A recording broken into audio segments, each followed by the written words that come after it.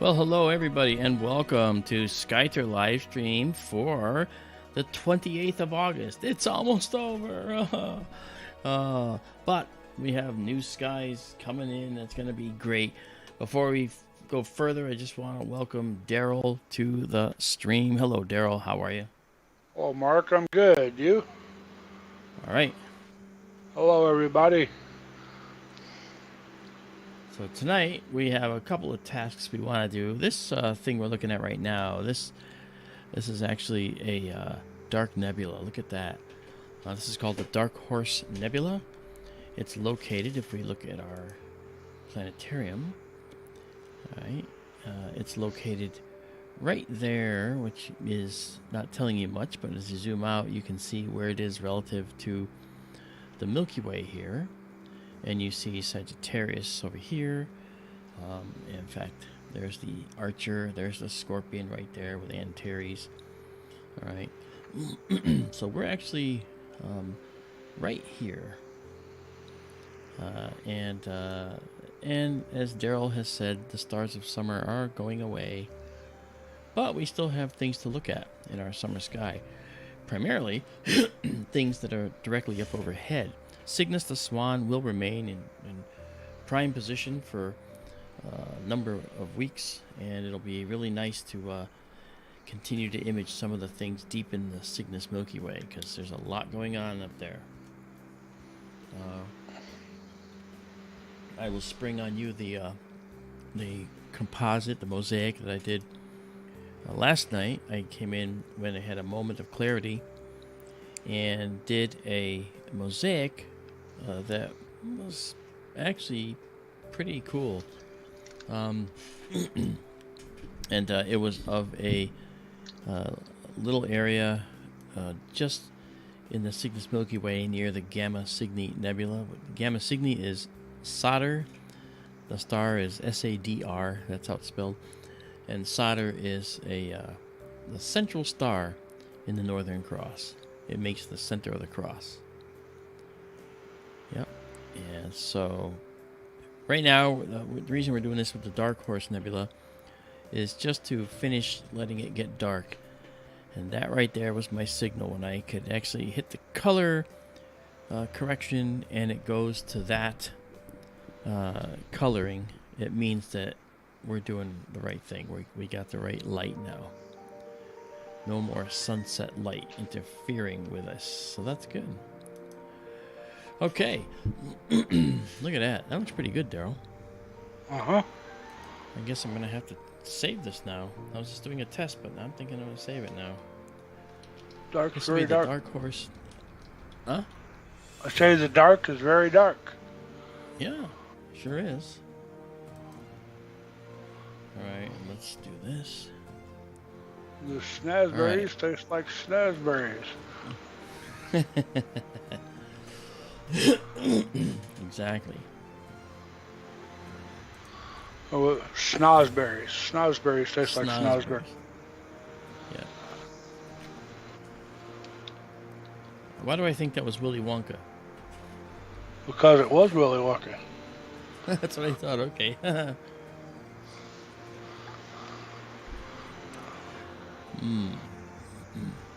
But snozberries taste like snozberries.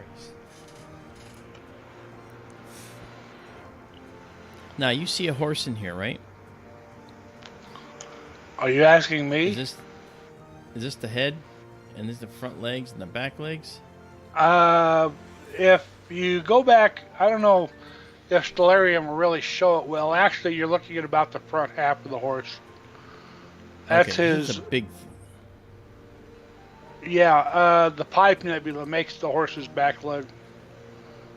That's down here. It's just below. Yeah. Okay. Well, this is only a 20-second shot, guys, so that's pretty cool. And what I'll do now is,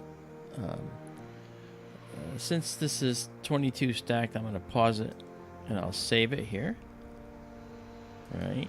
And then I'll do a color correction one more time. All right, and that's good. and then do this. Alright, and then I will save it exactly as seen. Alright.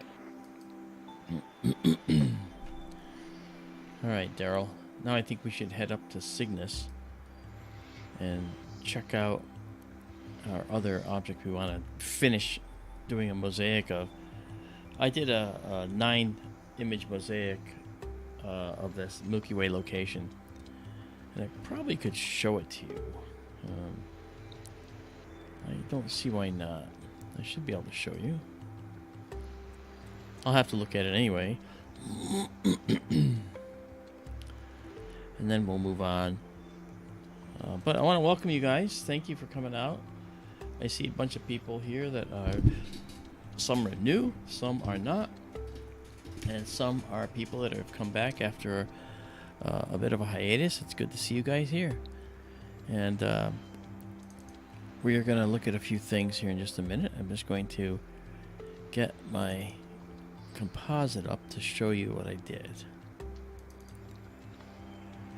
I think this is it. Yeah, okay. So, this is the composite that I'm about to show you. Let me see if I can... what's the best way to show this? I gotta figure out how to show you guys. Right screen display. I don't want to show that, but I have to, I guess. Alright, just a sec. Let's do this. Will this work? There we go. Now, hopefully you can see that. This is a composite. And down here is the Crescent Nebula. And we have to fill in this little hole. So that's what we're going to do. Okay, and I believe that we were looking at that. And I know it's doing something weird right now, but that's just because I'm using the same screen to show this that the broadcast software is on. But I do believe that was showing. So we're going to go back. That's actually in Cygnus, the Swan. And let's go check it out. And at the risk of sounding like Jeff Goldblum, I think that this could really work out well. All right. So we move up. That's the Milky Way going into out of the Sagittarius arm of the galaxy and into Cygnus. And this is the Crescent Nebula right here. We'll go to the Crescent to begin with. So if you watch the telescope up overhead, you'll see it move. Okay. There it goes. And we're going to get rid of our stack here. So we don't need this. And go back to 1 second and go to our night vision mode.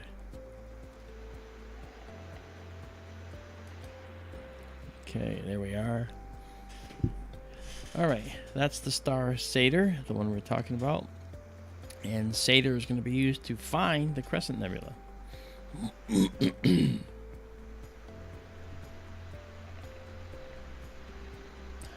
Alright, and I did 300 gain. This number here is the gain. It's the intensity. Actually, it's the sensitivity of the sensor. It goes up to about 600. So 300 gain is sort of like the equivalent of somewhere around 25,500, maybe higher. Okay, and then 600 is way much higher. Okay, so there's the Crescent Nebula right there. It's gorgeous. And we're going to set this in place. First thing I want to do is come over to our chat here and say hi to you guys. And Bonnie on Ahata 77 was the first one here. Hey Bonnie. James 420 is here as well. He's from Scotland. Daisy and Zoe Amethyst, how are you? Nice to see you. Judy McClelland is with us. Good to see you. C&D boy, as always, welcome again. And I know that Taryn Marie is here. There she is. Yeah, there's Taryn Marie. Nice to see you. Heidi Gad, what's up? Yeah, I've been busy, he might say. Robin Curtis is here. Hiya, Robin. How are you? Simon Thompson is with us tonight. Excellent. And this Daryl guy keeps showing up. This is Daryl, you know? But it's great to see you guys. Cindy Murphy, hello. And you guys are just starting out. Zadarak's with us. Tim F is with us. John G, what's up, brother? And Renee Cruz is with us. And Uber Crew. Great to see you all with us tonight. And now that we are sitting here, Alice Pooper is with us. Ricardo is with us. And I want to just... Marcin Johansson, hey. I'm going to move this over a little bit. Because I'm going to take an image of this to begin with, just to get us started. I want to show you this object, and then we're going to finish our mosaic that started on this object. Alright, so we're going to start right here, and it's our night vision mode, so we're not actually taking a picture yet. Alright. Okay. Fantasy, what's happening? I see Fantasy's with us too. Dean Bostador, Suzette Bavier, how are you? Good to see you. Katie Q, what's up? And we have Prow. It's with us, and I'm very pleased to see you guys here. And I think that's it for now that I can tell. Yeah, that's it for now. All right, so starting here, we're gonna look at this object right here. We're gonna do a 45-second shot of this, and 45 seconds is sort of key. That's actually what I did yesterday to take pictures of this, just this. So then I will take more pictures and finish out our mosaic. All right. So here we go. All right, that is the previous shot we took of the Dark Horse Nebula.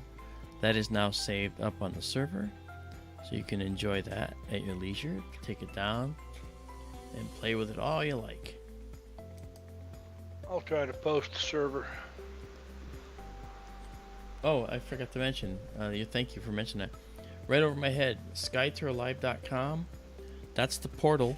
So if you go into skytourlive.com and scroll down, it'll say take me to the pictures, and it'll take you right to the whole database. But if Daryl posts the link, you can get there directly from the links as well. Here comes our first image of the Crescent Nebula. Now, it doesn't look too good right now because we have to do a quick process on it right here, and then color correct, and then bam, there we go. This is really pretty.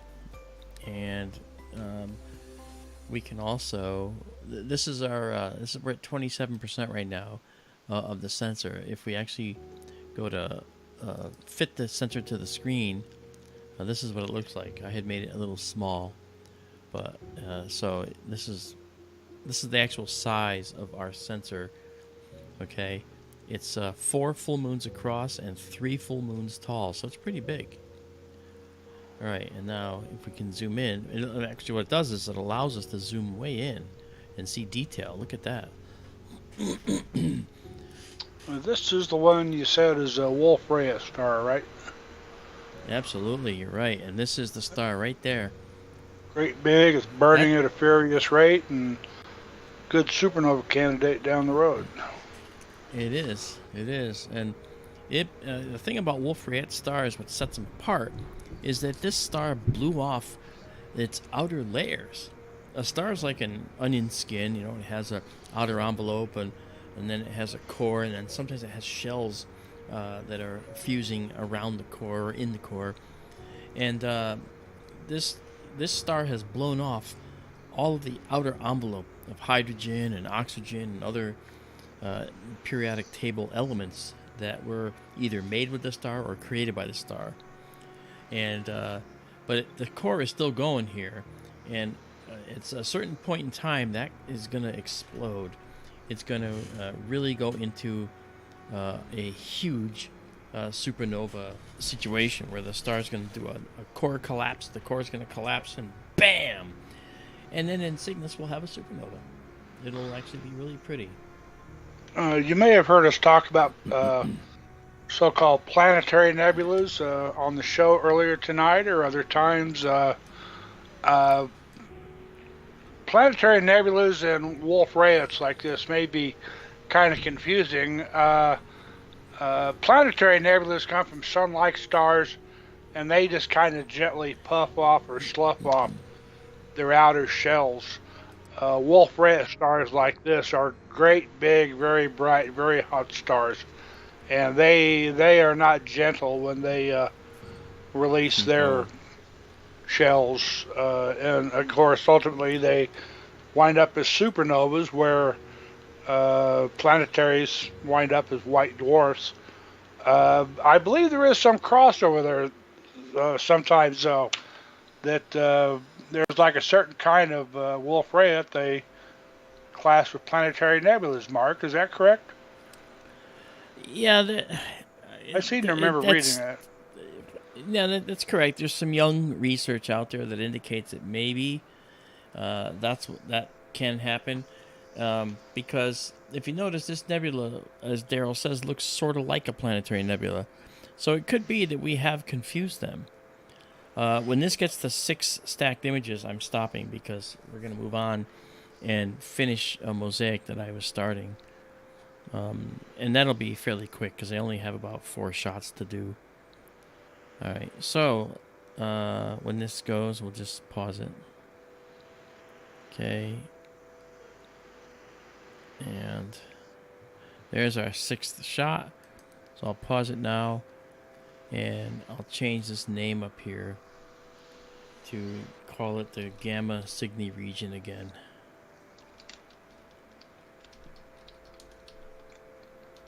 Gamma Cygni, of course, is the star Satyr that we're talking about. Center of the Northern Cross. Okay, so we'll save it. And I will save it exactly as seen.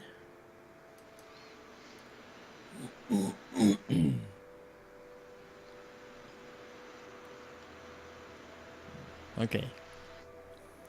So now I'm going to consult my image again and figure out what I want to do with this image, which way I got to go. So you can enjoy that nebula for a minute. All right. Okay. So I see which way I have to go now. I might be able to get away with 2 more shots rather than that much more. All right. So let's come back here. And we're going to move this now. We're going to go back to our 1 second shot and do our night vision view. That's beautiful. So much going on in there. We'll be looking at this again. Don't worry. And I want the quick shot. I don't want 8 milliseconds. I want 1 second. I don't know why it does that. There we go. Okay. There we are. Okay. So now what we're going to do is we're going to move the telescope to the north. Like this.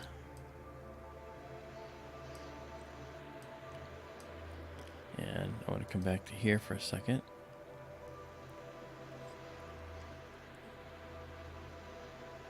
Okay. And we're going to go there and center it up. Move in. Go to the north.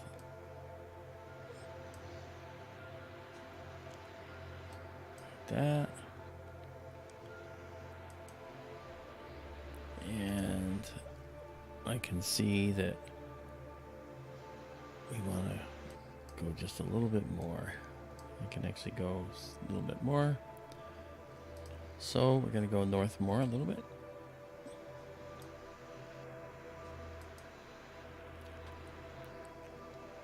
Okay, and now we're going to start taking our imagery. Okay, and I just got to go back. That's centered, so that's going to be...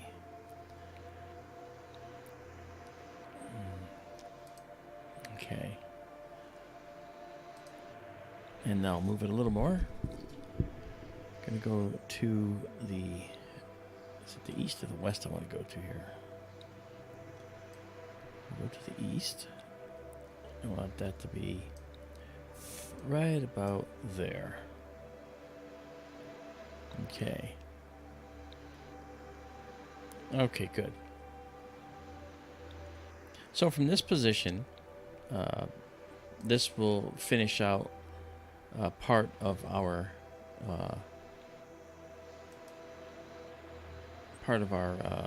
mosaic.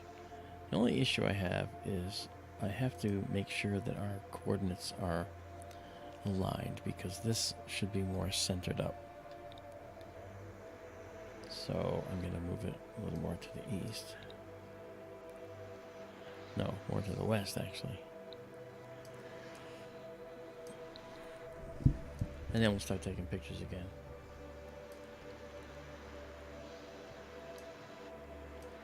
Like this. Okay, let me make sure that's doing all right. Yes, it is. Okay. Do you have any special objects you'd like to see tonight, Daryl? Oh, let me think about it. Okay. If you guys in the chat have any special objects you'd like to see, if they're up, we will check them out after we finish this mosaic. So right up there you can see searching. This is the guide scope, searching right now for guide stars, and it's found them, and it's going to start counting down in right ascension changes and declination changes. That right ascension is east-west, declination is north-south. Alright, so this is going to go back to 45 seconds. We're going to let it level out a little bit, do a few counts, get it set up, and then we will start the process again. Do a live stack, clear the previous stack. Alright. There we go. There we are. Let's do this.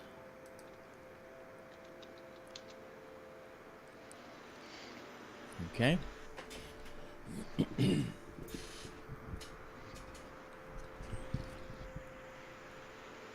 Hey there, JSCO. How are you?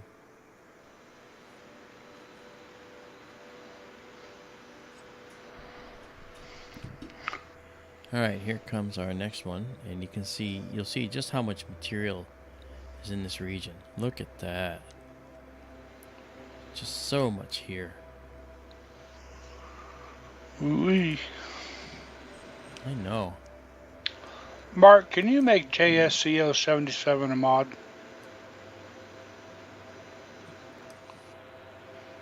Yeah? He is wanting to send a link.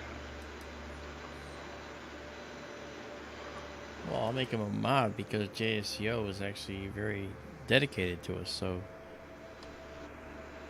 many of you guys are. And that too, of course. Yeah. Of course. So you're a mod now, JSCO. Look at that. You got a wrench. Whoa. JSCO, that means you can now post a link.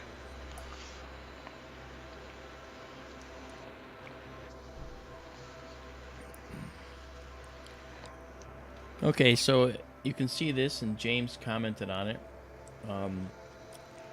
Here it is. This is our beautiful Wolf Rayet guy right here. And this is a beautiful cloud of emission nebula along with molecular material, molecular clouds of dark material that are interspersed throughout that you can see. It almost has so many stars that you can't see the nebula's behind.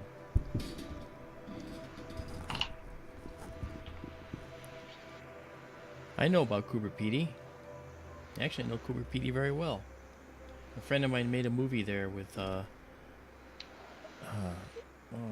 Sam Neill and Melanie Griffiths, I think. They used Kuberpedi as and it was actually an ocean movie, but that's what they filmed all the land shots. Yes, everybody lives underground there.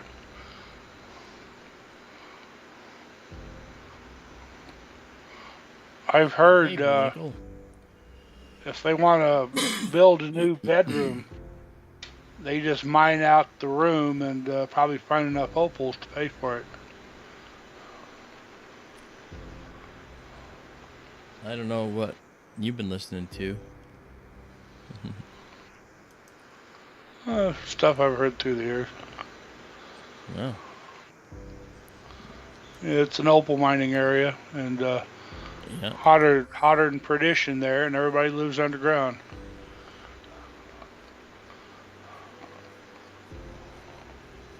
Well, that's not what my friend Doug said. And he was there for a few months. There's regular houses there. But maybe I'm that's sure true of some of them. they play it up for TV too. You know, there's a show on Discovery Friday nights here, Outback Opal or Opal Outback, something like that, where they're mining opals in Australia, and it may be in Kuberpedi. Oh, maybe so. All right, let's. When we get to 5, we're gonna stop again and move up. Again, these will be added to our mosaic.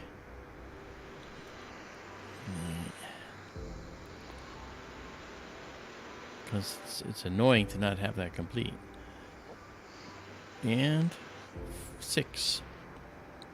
All right, so we're gonna save this exactly as seen.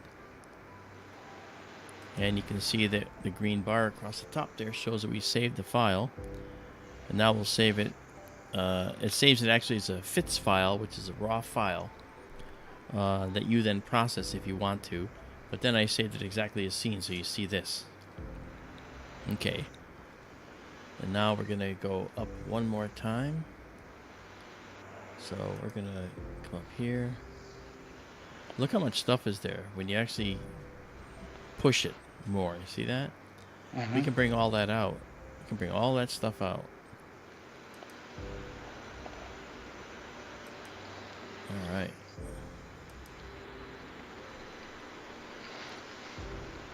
Okay, so away with this. Bring in. I was trying to tell Daryl that his microphone's really noisy because look when he's not. When he mutes it, look at. So there's like ambient noise at your end that I don't know where it comes from. I have a fan running on low. I wonder if that may be what you hear. Oh, I don't know, but I don't want you to be all hot and everything. Okay, we're gonna move up one more time here. Let's try something. I'll be right back. Okay. Okay, now we're gonna move up to the north a bit again.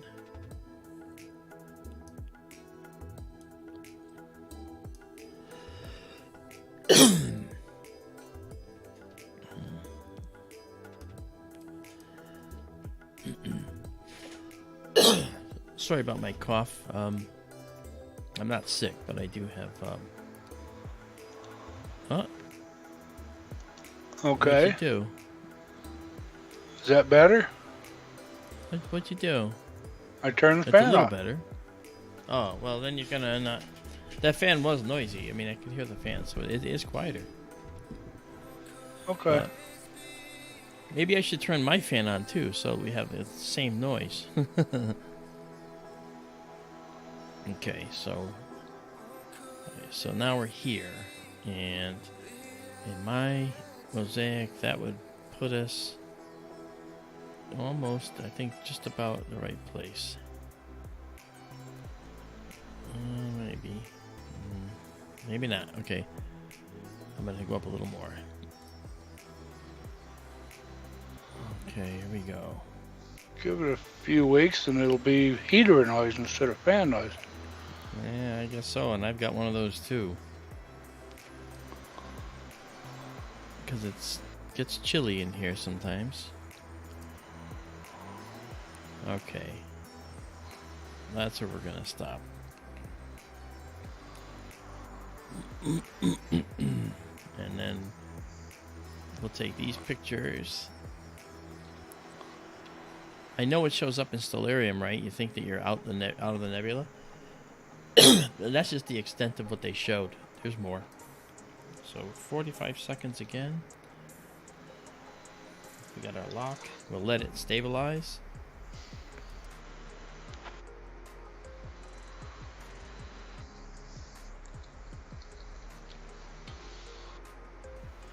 Okay. Now, let's start that. Ready. Off we go. Go into the live stack and clear the previous stack. Yep.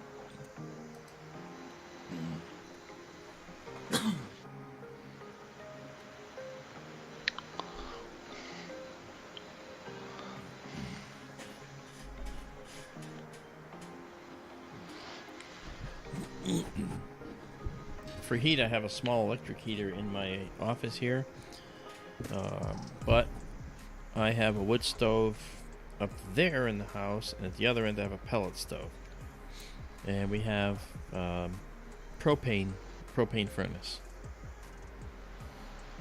Okay, here we come, our first one, and you can see there's a lot of stuff in this region. Amazing. That looks great. Let's monkey with the color a little bit. There we are. And let's push this. Looks nice. One of my sisters and her husband lived up in the high country here in ski country. They were about 9,600 feet elevation.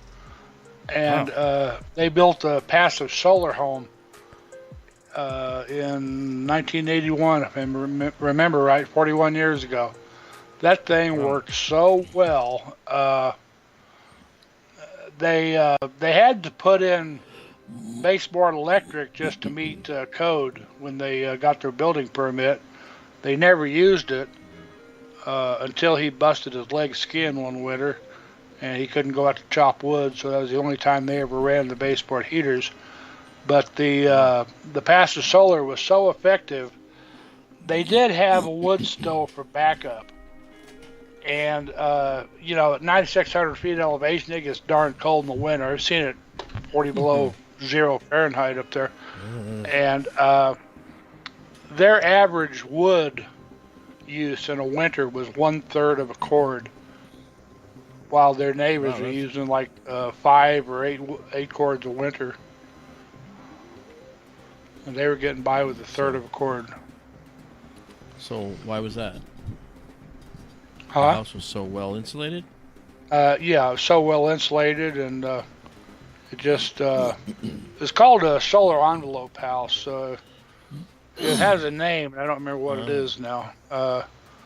It circulated air around the solar envelope, warmed by the sun, would heat it in the daytime, and then the thermal mass would re-radiate the heat into the envelope at night and keep the place warm.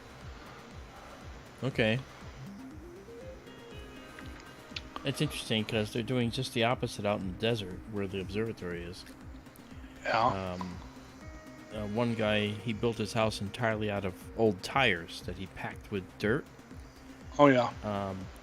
Yet it looks like a luxury home. Yep. You'd never know the tires were there. And it's just beautiful. And the R factor was through the roof in terms of insulating from the heat. Trying to get through. They do that here, too. They used to call them Earth ships. If you remember Dennis Weaver. That's right. Dennis Weaver, the guy that Yeah. played McLeod, and McLeod. was he Chester on Gunsmoke? He built one of the first Earth ships here in Colorado, up in the high country in a little town called Ridgeway, which is about 10 miles north of Ouray, Colorado. You couldn't miss it. It was right by the road. Drove by it every day. You took 5 and take 6. Okay. What a beautiful image this is. Wow.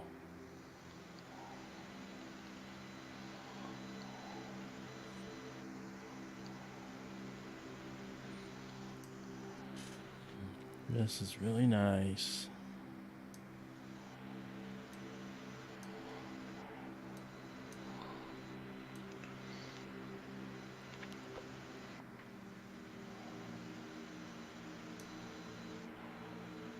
Six, there we are. Okay, we're going to pause that here. I'm going to just get this set up to a pleasing view. Then we'll save this.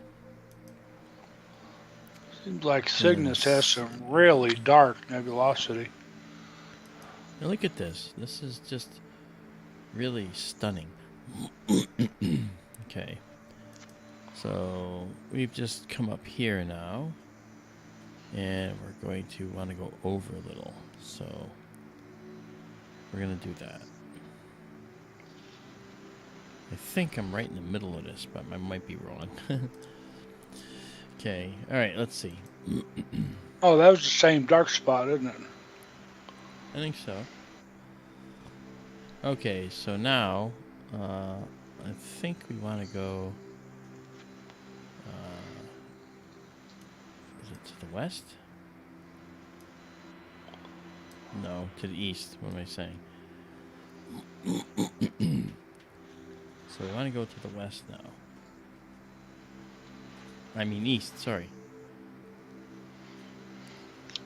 The other west. The other west. Yeah. And I don't mind the overlap. We need that significant overlap in order to get this right. Okay, and it's going to be down below solder, so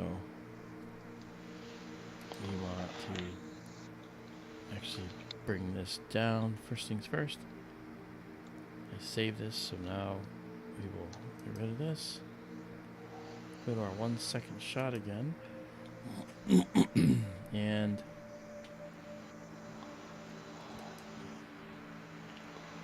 go there. And that would be one of the main stars that we talked about. That's solder showing up. It seems that I will align things on solder, but so center is there. Okay, here's what we're gonna do. We're gonna do this, and we're going to bring this over here.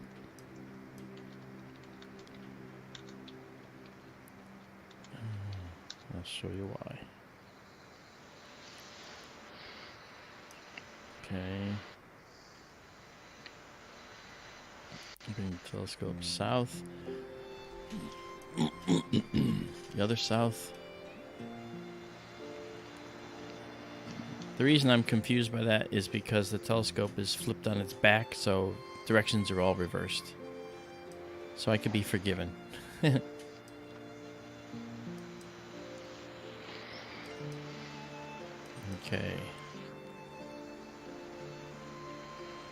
All right.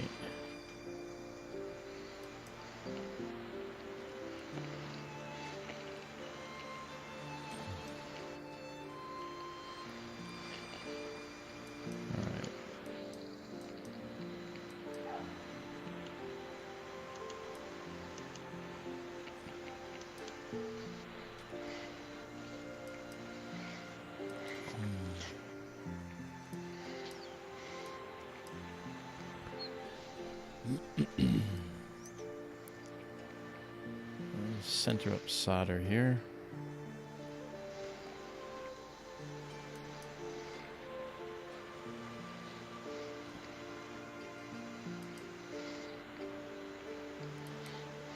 There we are.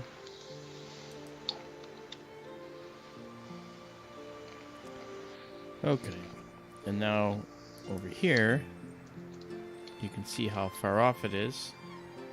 And we're going to select solder now and tell it to align it to that. Okay, so now the telescope coordinates have been reset to exactly where solder is, and that's what we want. Alright, so we want to be down here, and we want to do a strip from here right about here. That's where we want.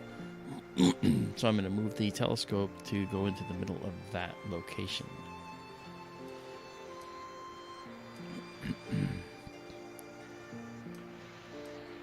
There we go. And then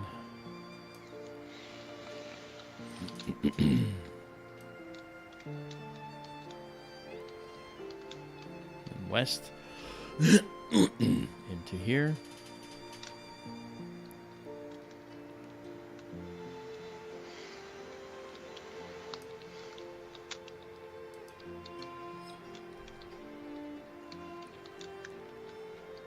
Okay, that is almost right. You just got to bring it down more.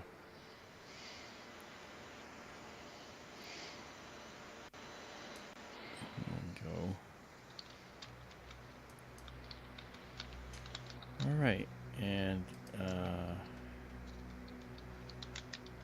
yeah, that looks like it'll be perfect.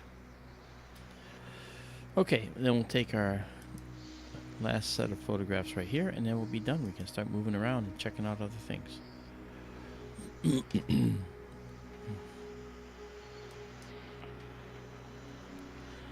Alright, first things first, let's just move this up a tiny bit.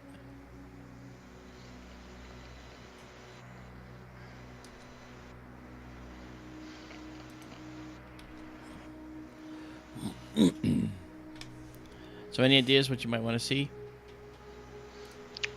Me? Oh, goodness. No, the other Daryl. Yeah. Okay.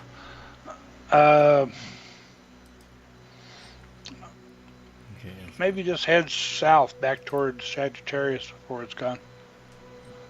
Right. Just that general direction. Otherwise, I'd say, as Captain Kirk told Sulu once, indulge yourself.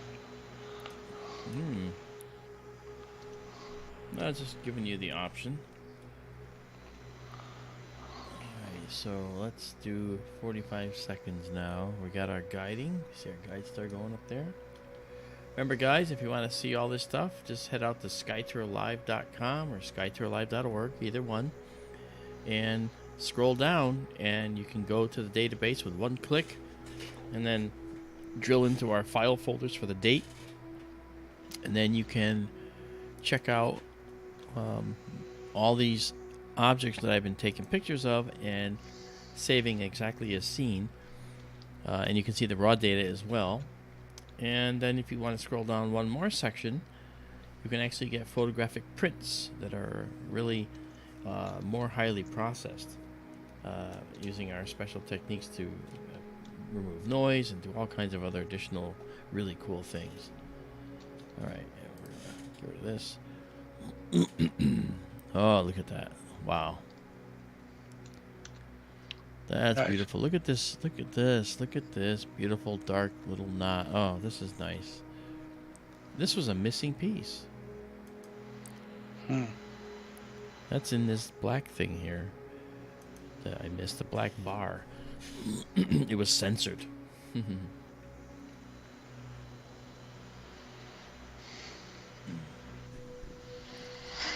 The Chinese dragon is just left of... Robin Curtis is asking, is the Chinese dragon visible? Chinese Dragon Nebula is to the left of the lagoon. And yes, when we're done here, we'll go right down there and check it out because that's one thing I wanted to do before. It's a beautiful nebula all by itself. You know, most people look at the Lagoon Nebula and say, wow, look at the Lagoon Nebula. Bright, hot, stellar nursery that's illuminated by an O-type hot blue star. You know, we have O, B, A, F, G, K, M, with O being hottest and bluest and the M stars being the coolest and the smallest typically. That's, of course, ignoring stellar evolution. We're talking about the normal stars. Okay, we have 2 stacked here, coming up on 3. Look at this. This is really astonishing. Look at this. Look at that. Is that not amazing? It's just so cool. I'm going to turn off the bilateral filter and get a little more. Look at that. Wow. Bach globules. That's amazing right there, guys.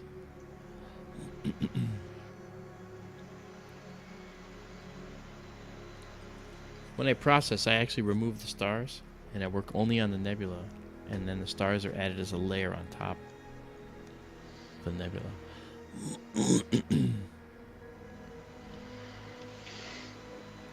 Wow. There's good music for this too. I don't get to hear the music. I know you don't, because last time we did that, you couldn't. You said the music is making me sound too low to you or whatever. You can listen to it on the replay, or we can try, you know, sharing with sound and see how that works. No, carry on. I'll live. So down here, check this out. Look at this interesting visual pairing of this red star and this white star. Isn't that pretty? Notice that bright satellite trail is now faded because when you stack, the good data overlays that singular errant data. And there's actually a way to remove satellite trails in this software that I'm using here, but I don't even use it because the stacking process removes it for me. It's meant for if you're not doing that. Okay, we've got the last exposure. This is the 6th exposure we're working on right now. Look at this gorgeous image. Wow. That's beautiful. And then we'll be able to save this. So we're going to pause it, save it, and our raw data is saved. Now we'll save it exactly as seen. There we go. And now we can get out of that stack. Let me go make sure we don't have anything else to grab. I think we're in here right now. And I think I did this, but I'm not sure, so I'm going to do that. Okay. Well, maybe I did. Not sure. Alright. Now we're going to head to the east a little bit. No, actually, I don't want to go to the east. I want to go to the west. The other east. Oh, that too. Alright. Let's do right here.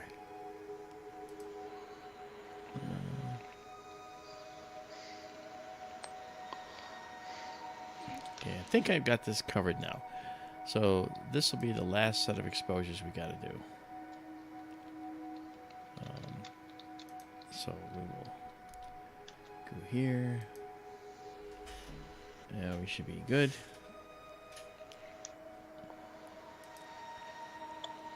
Here we are.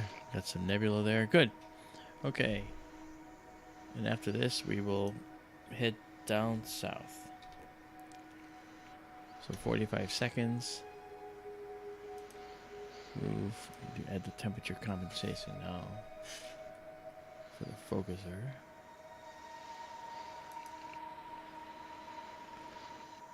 Add the live stack. I mean, I have to say, it's really, really pretty when you look at this. Look at how pretty that is. I hate clearing it. Yeah.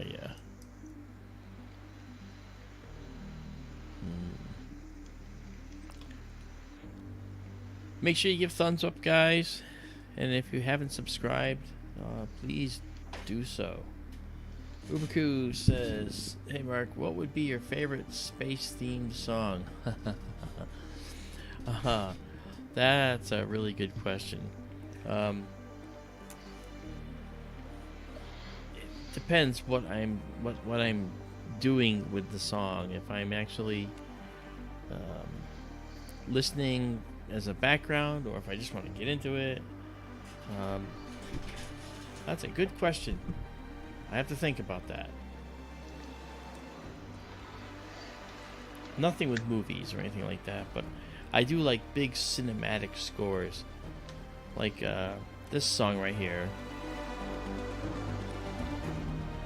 It's got some electronic music in it, as you can hear, but it also is cinematic, and I do love cinematic music as well. So it might be something like with, like a John Williams or something. Hey, Drop a Deuce, what's going on? Hey, thanks, brother. Thank you for the compliment. NASA don't got nothing on you, my man. I think he was talking to me. I hope so. Maybe he was talking to you, Daryl. I don't know.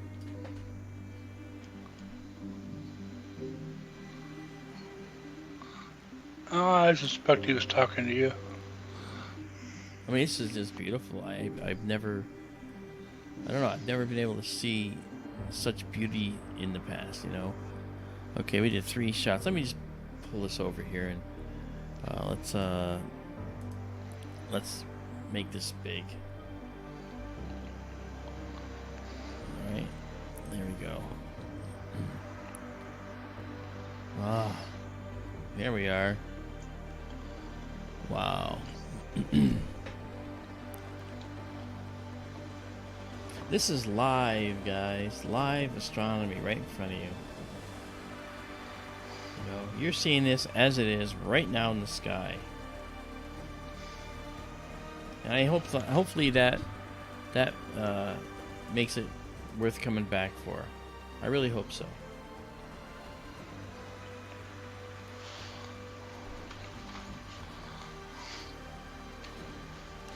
You're welcome, Uberku. Uberku said thanks.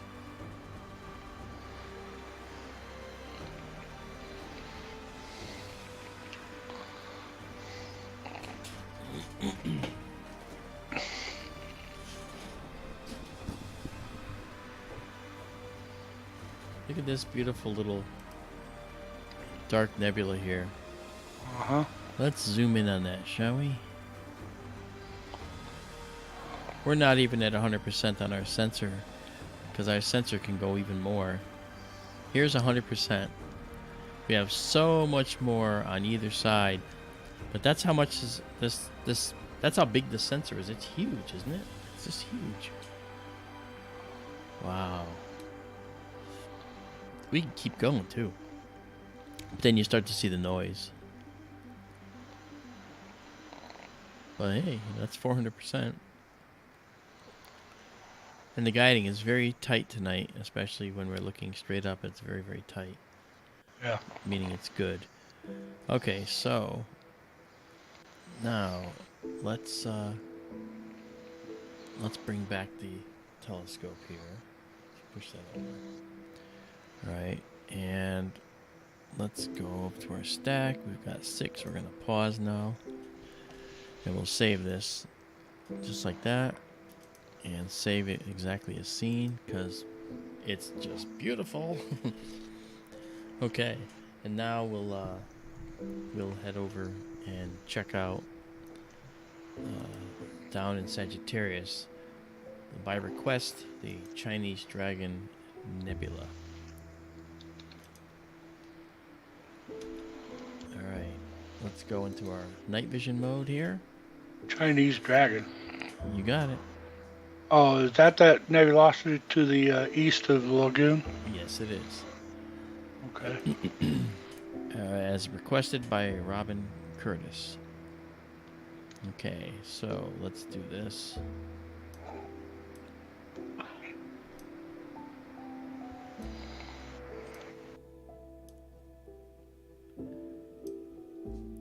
All right.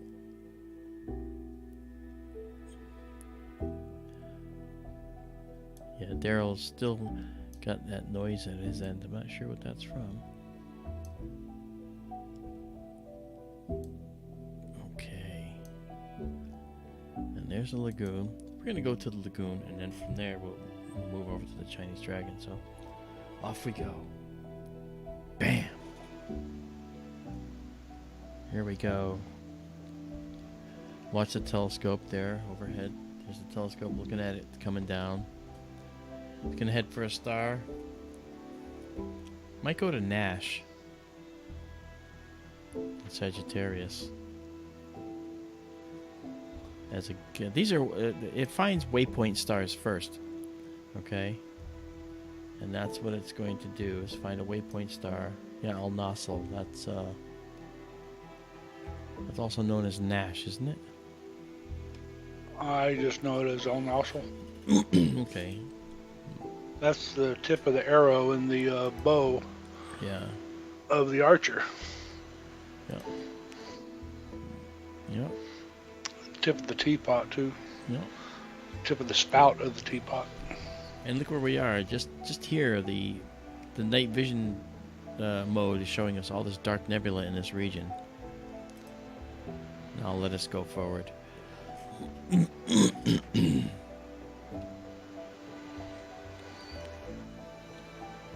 There's the Lagoon Nebula.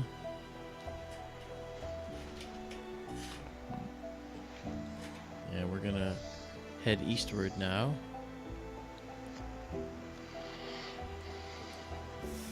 Okay, so as we go east now, the lagoon comes into view.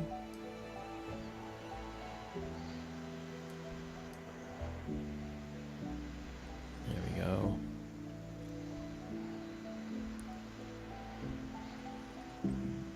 All right.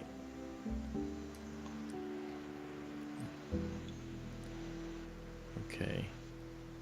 And now we're gonna actually move the telescope to the north. And not center the lagoon. That's a 1 second exposure. That's 1 second. Is that what you call hybrid? Yes. Okay. That's a pretty fair representation of what you would see the lagoon in the eyepiece of a medium-sized telescope. Mm-hmm. That's correct. You might not see the dark nebula like this. This might look a little dark up here. But he's right about that. I think. All right, but let's now do this. Let's go and move a little bit to the east to find the Chinese Dragon Nebula by request for Robin Curtis. Now I want Chinese food. I had it at General Tso's Chicken yesterday. There. This is... Now, I'll put it right here. Actually, I'll move it over. Because you've got to see this in its glory to really appreciate it. Okay. Right there is this beautiful, beautiful nebula. Okay, and we're searching for our guide star. The zeros indicate it's initializing, and now, boom, starting to guide. So now that it's automatically guiding, let's actually do a 45-second exposure here and stack this and watch what we get. I think you'll be impressed. Okay, this is for Robin Curtis by request. So we'll clear that there. And I can take the time here to now write in. This is going to be the Chinese Dragon Nebula.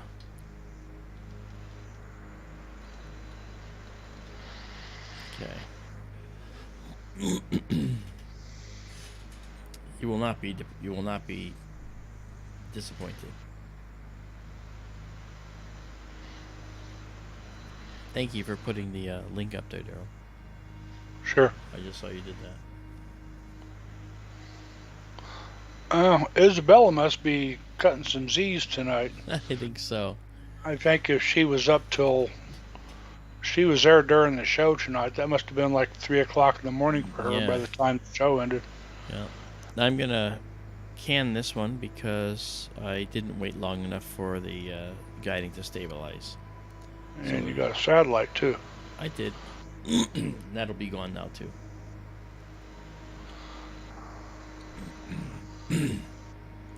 And we're already 3/4 of the way done with that exposure anyway, so this next one should be, I would hope, perfect. And watch what happens when I process some of this and you see how these details just pop and come out. This is going to be cool. Okay, that's beautiful. Now, for those that don't know, I'm an astronomer. That's what I went to school for. And I called Daryl the astronomer's astronomer. He has been involved in astronomy much of his life and had telescopes galore. I was more of the technical astronomer, where I would just study, the physics of how these things happen. But Daryl comes in and just blows you away with his knowledge of the sky in general. And so together, I think we present a pretty cohesive, good astronomy program. What do you think? Plus, he owes me money. You do?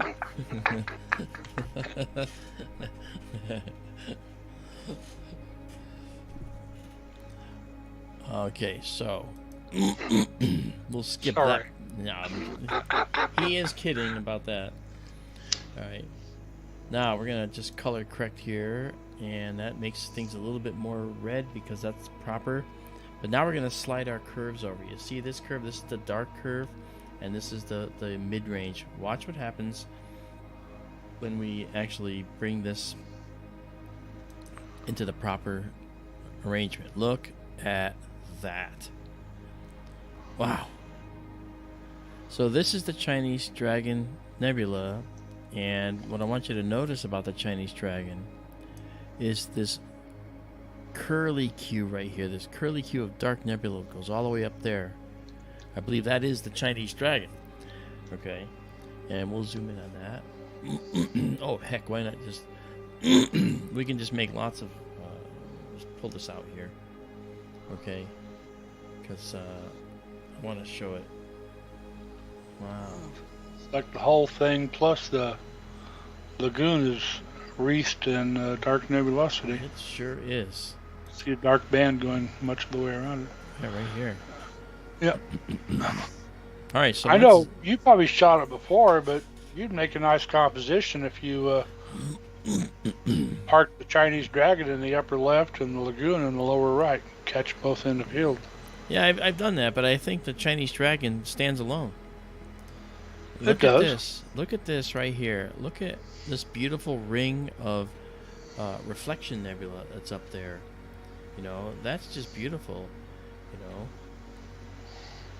I mean, I like, for instance, this is the actual, I think, the Chinese Dragon right there. It just snakes down, comes around here. And then we have these beautiful blue nebulae right here. Those two stars are actually, their blue light is being scattered by the dust particles that are here in this black dust, which is now seen because of the starlight. Same thing up here. The stars here, you can see this rim of blue. That rim of blue all the way around, that's the dust scattering the starlight from inside this part of the nebula. And this is how much of it we see. This is a fairly dense cloud right here. And so that's why it looks that way. And you can almost see the three-dimensionality of this. Oh, yeah. It's just crazy. Hello, Susan Woodcarver. Welcome. Good to see you. Thank you, Drop a Deuce. Nice vote of confidence for me. Thank you very much. So, I see a salmon right there in the middle, like he's jumping out of the water. right here. The orange patch, yeah. Okay. I see this, and I'm wondering if that is a Herbig-Haro object. To check that out. Look at this. I mean, this stands alone. This stands alone. You know, and we're only at 75% on of the magnification.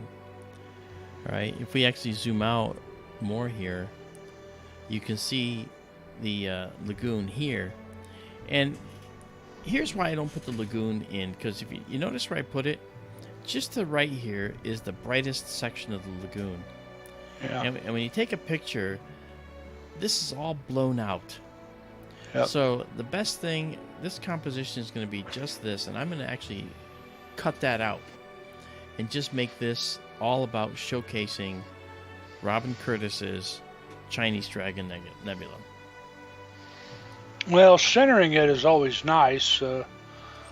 I wonder what is just outside the field of view to the east and to the north of this. You know, if like you were to park this down toward the lower right, try to get rid of the lagoon entirely and see what else might be in the field to catch. Well, I mean, we've got 8 of these stacked so far, 45-second shots. At 300 gain. That's pretty hefty ISO. Yeah. So what we could do is do a mosaic. Izabela. Oh, Izabela. Hey, I'm glad you're here. Good morning, Izabela. She's in Sofia, Bulgaria. That's why. And she also does our table of contents and does a great deal of stuff for us with SkyTour live stream. So it's always good to see her here. A valued member of our team, let me tell you. Just like you are, Daryl and Marianne and Tara, who, if you saw the Facebook post I did, you saw Marianne and Tara out in the desert working on the system in the desert to get us these views we're seeing tonight. I gave them a list of things to do, and they did them flawlessly. And I'm really liking this. That's beautiful. It's really pretty. Yeah. Look at that. Look at this beautiful reflection nebula here.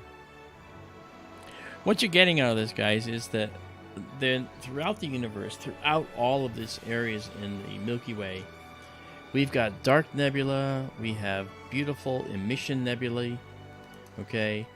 And this right here, for instance, this is an emission and dark nebula. Okay, and let me just throw that out there so you can see. So,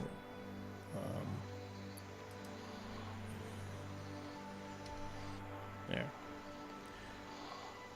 So you can zoom in on that like, or would it really be a matter of zooming or just cropping out the lagoon? Yeah, I mean, I could make the composition just what you see here on the screen. Yeah. You know, or anywhere in between. But I don't want to put the lagoon in there. Well, I understand completely. Sure. I mean, it stands on its own. It's worthy of its own own picture. Right. I'm about to sneeze. Excuse me. Go ahead. At you. So what do you think, guys? Isn't this beautiful?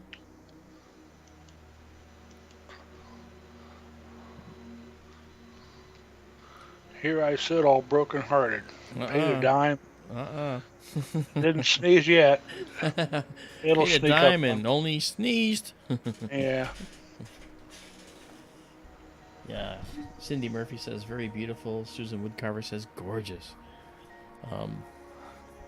you gotta think, and the other thing too, just to let me point out here, we look at this beautiful region right here, okay, and you say, wow, those snaky dark material, but then you have this, it's bathed in the glow of ionized hydrogen.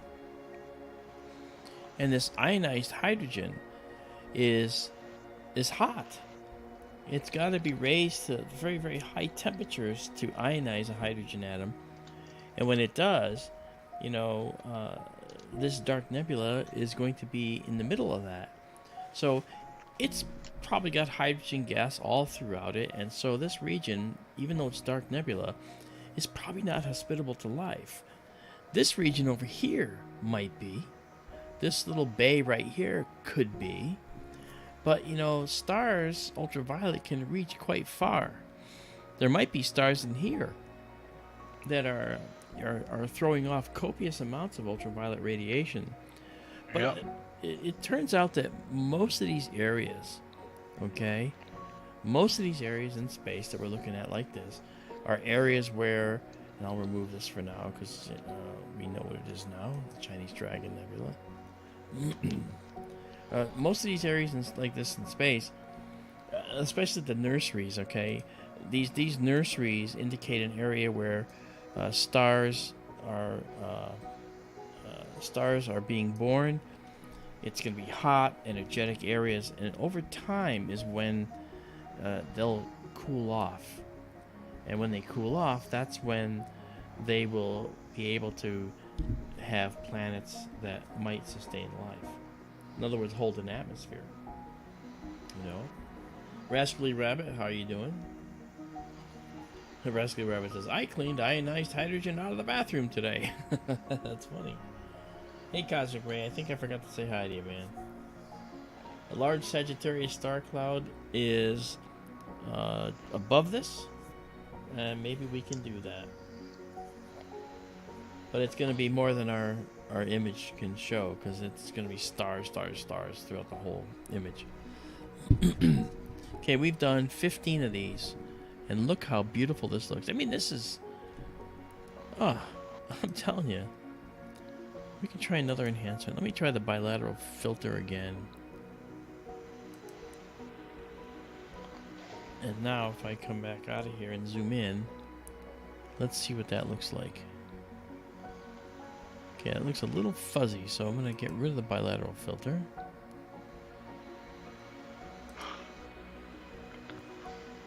And that's sharper. Wow. I can also change our unsharp mask to sharpen up a little more. I like 1.5 or so. That's good. So there we are. That's beautiful. This is a gorgeous nebula. Really pretty. And we're at 16. We'll go to... we'll stop at 17. This is 17 now, so we'll stop this here.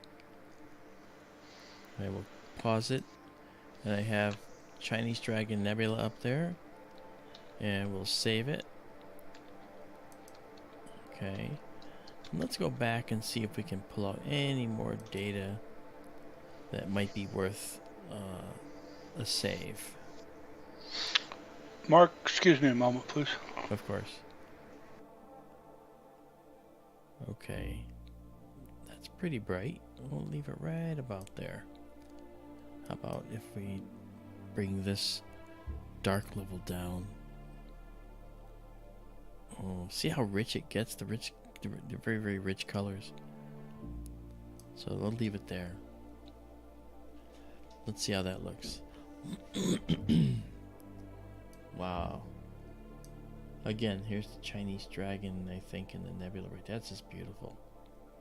It's a tiny little chain of dark nebula, wispy nebula. I am just stunned. This is beautiful. Then we got another one down here. The more you look at this stuff, the more you see. The more you get, the more you do, the more you see. Let's put the telescope back in the view. There we are. All right. Well, I will save it again. And then I'm going to save it exactly as we see it. There we go. Wow. That's something else. It stands on its own. And no one ever talks about this one. No one ever sees this one. This is one that we just never see. That's right, Cosmic Ray said. The star cloud is the brightest visible region of the Milky Way galaxy, as he says. A portion of the central galactic bulge. That's correct. And I will show you where that is. But first, let's do this. Let's get rid of the stack. Go back to our 1 second shot and go to night vision mode on the camera. And look, with night vision mode, there's only the subtlest of hints that there's something more hiding behind there. Isn't that crazy? All right, so we're zoomed in to 48% of our sensor. Let's actually, let's go back out and go to auto fill the frame.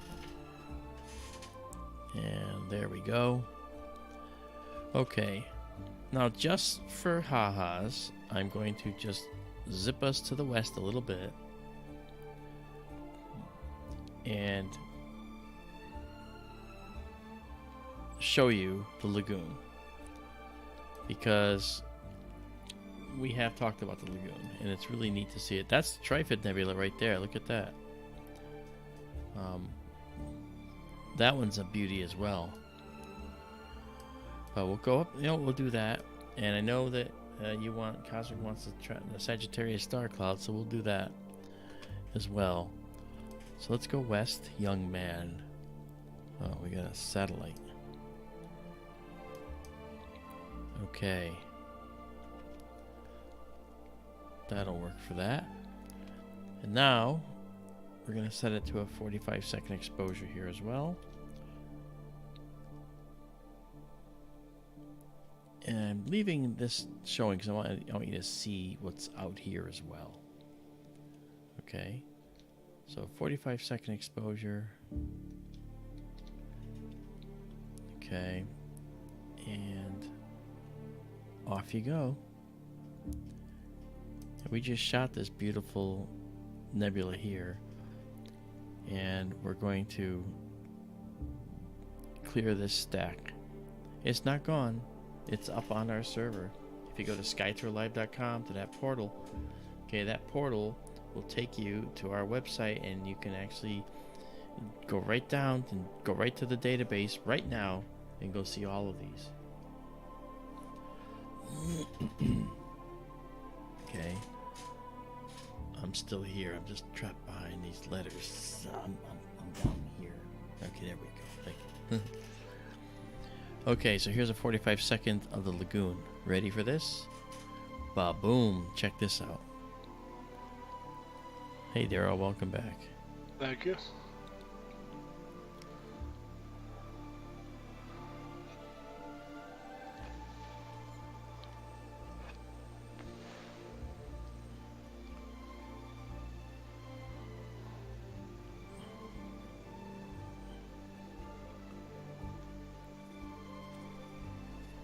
That happens sometimes. I don't know why it does that.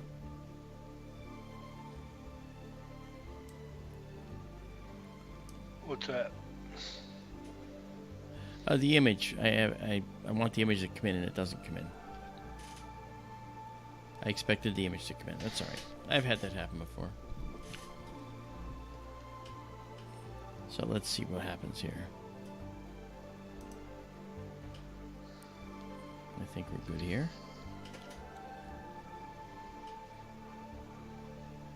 Okay, now we should see an image. There we are. That is the Lagoon Nebula.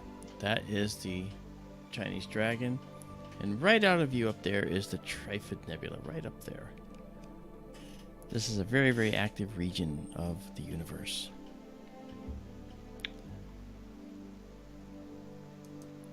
Izabela has a question. Okay. Hi there, Calabos. How are you?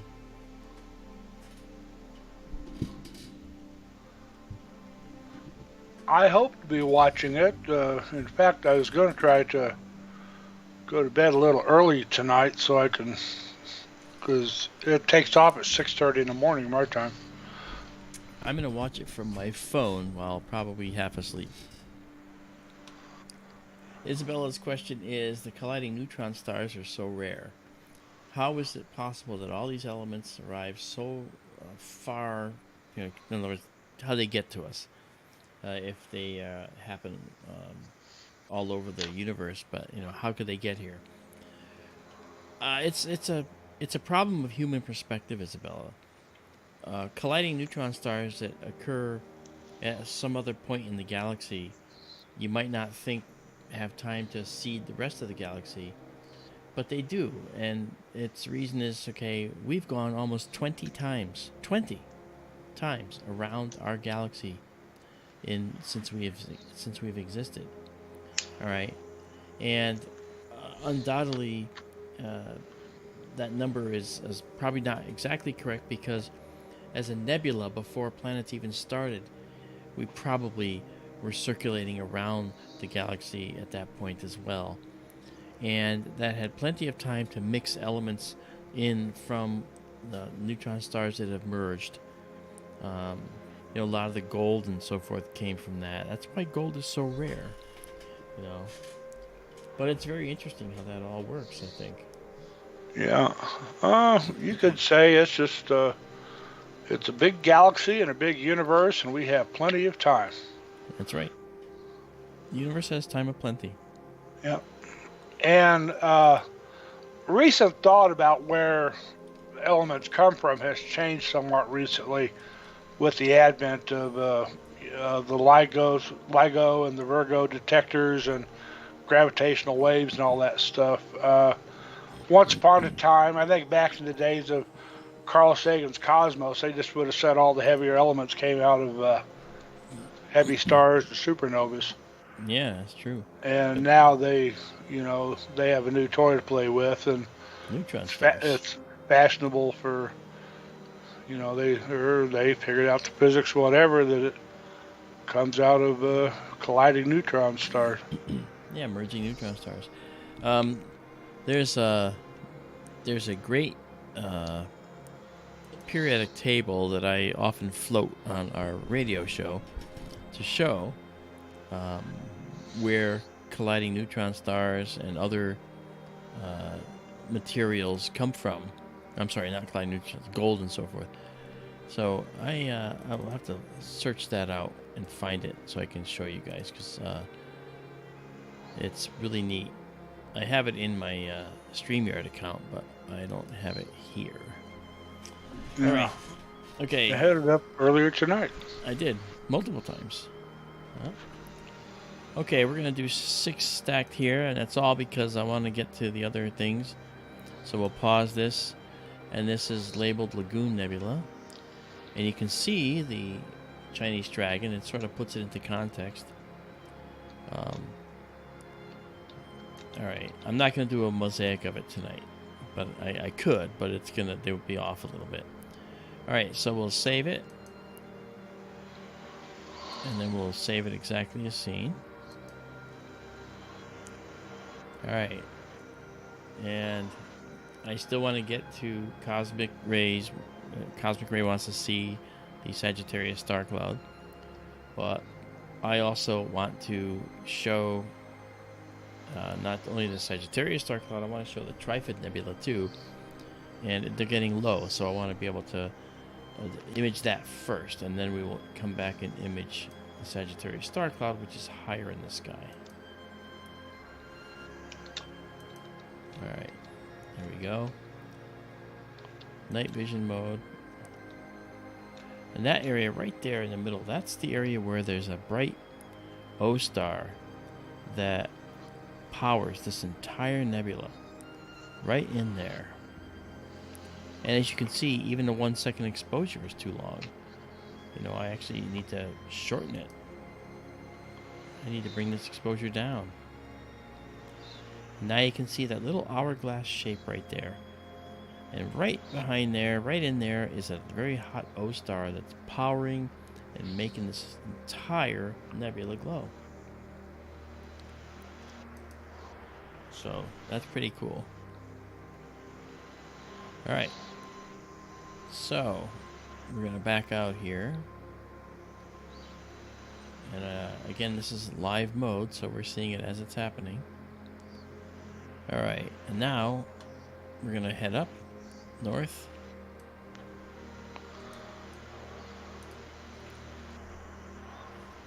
Alright. And as we head up north, you'll see a nebula in the upper right start trickling in here. There it is. This is a beautiful nebula.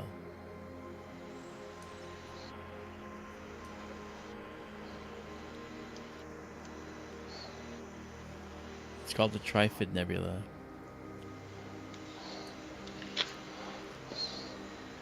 Yeah, look at that.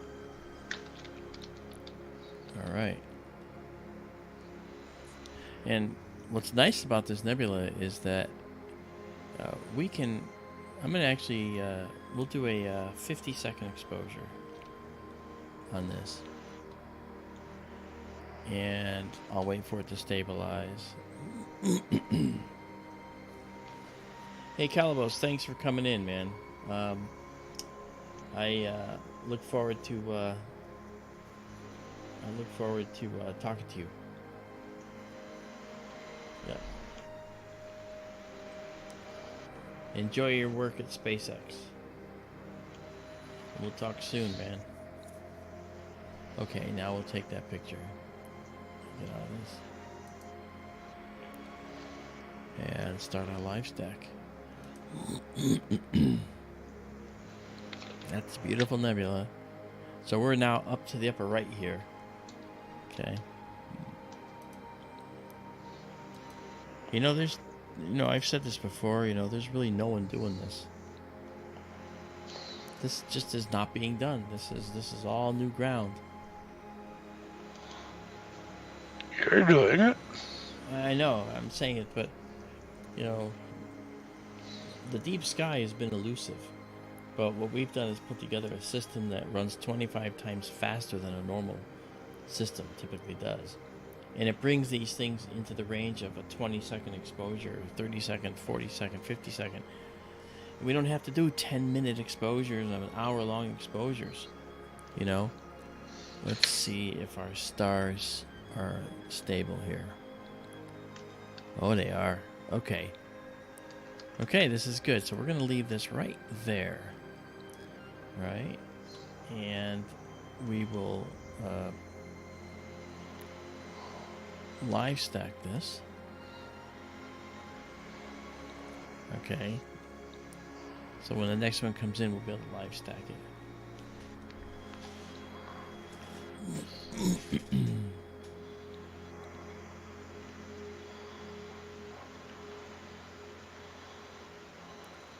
Let's do that. Okay. Dock it up. Okay, here it comes. Okay, and I'll have to clear it because did not do what I hoped.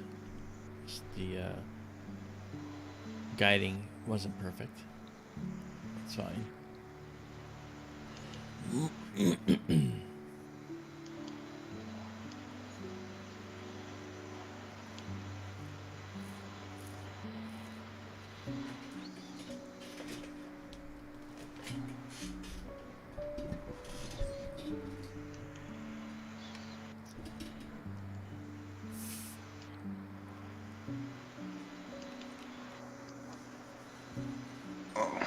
Sorry, I was looking something up. Oh, that's all right. Let's see if this worked now. Okay. I'm getting a drift in the declination for this one, so what I'm going to do is I am going to go down and make a change.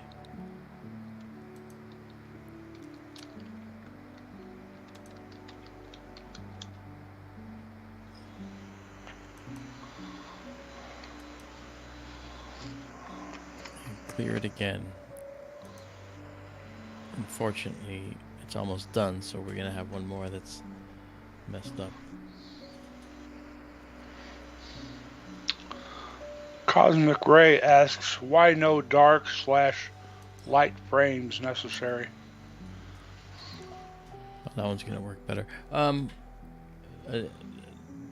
The dark frames. Okay, first of all, dark frames are excellent when you're in a location that could use dark frames. We have noise in the sensor.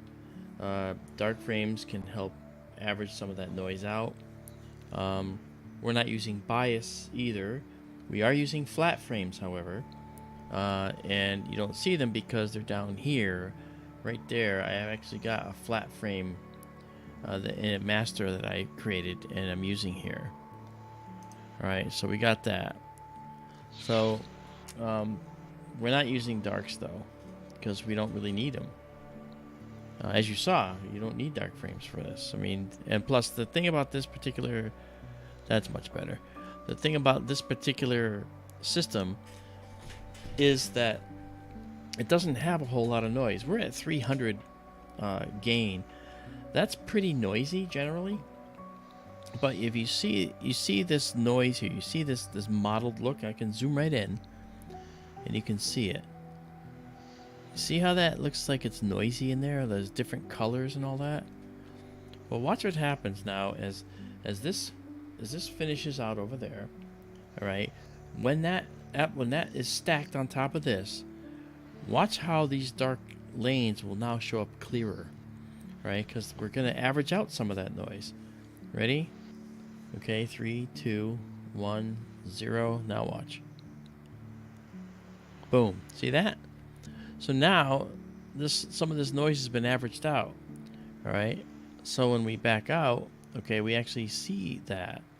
Now we can just darken this up a little bit too. It looks like You were well over a 200% zoom, also, weren't you? Oh yeah, I'm at 121 now. Yeah. Some of that, I dare say, is the limitations of using a digital zoom. Yeah. But look at that. There it is, the Trifid Nebula.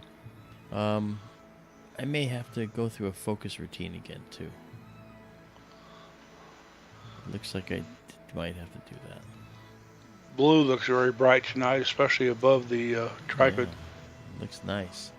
Yeah. And you can see that it goes all around here.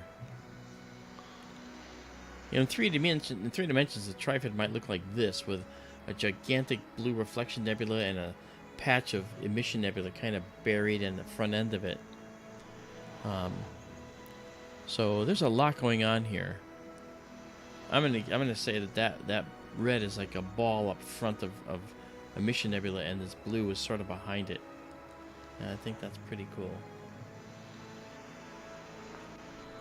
Actually, the thermal noise, Cosmic Ray asks, no thermal noise from the imager or the cooler? Well, there's noise in the system, sure. But the cooler right now is at minus 8.9 Celsius. So I run it at minus 10 degrees. I can run it colder, right? But I'm actually running it. At minus 10. You know. Hey, Baades Junkie 2020, what's up? Good to see you.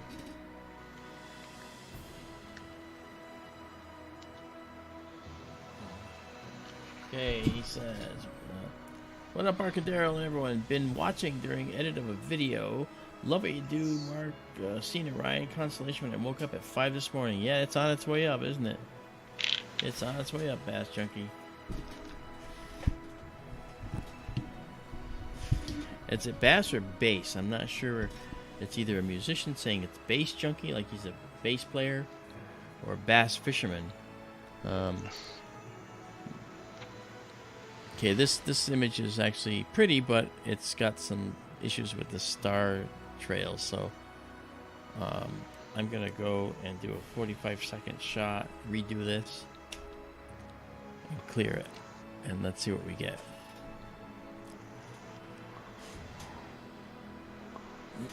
The reason I ask you bass or bass, Junkie, is I've been a drummer for years. You know, my drum teacher, bass like car audio. Okay, yeah, okay, that's cool. No, that's all right. I got you.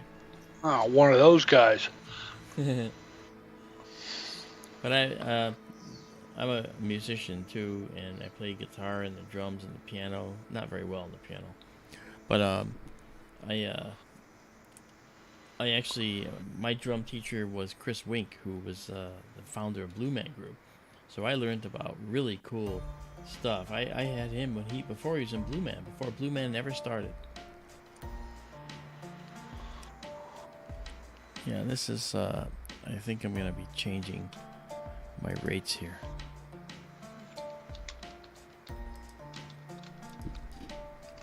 Okay, let me come out of here.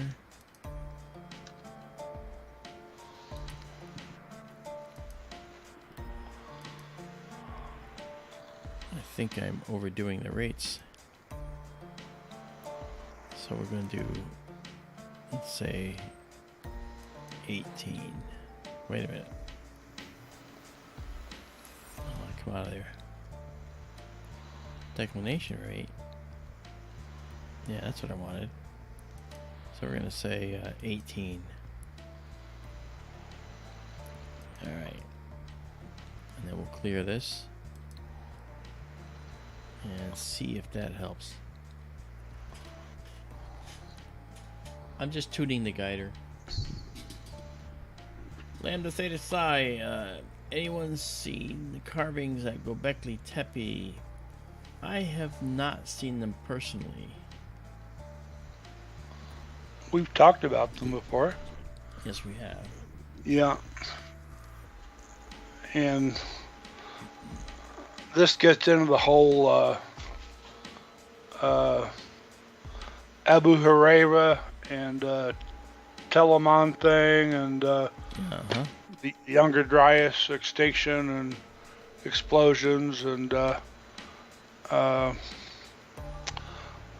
there's a channel on YouTube called Ancient Ancient Architects? I forget. They've talked about all these, and he talks about Göbekli Tepe. They believe in the Younger Dryas explosion, meteor, comet, asteroid impacts, whatever.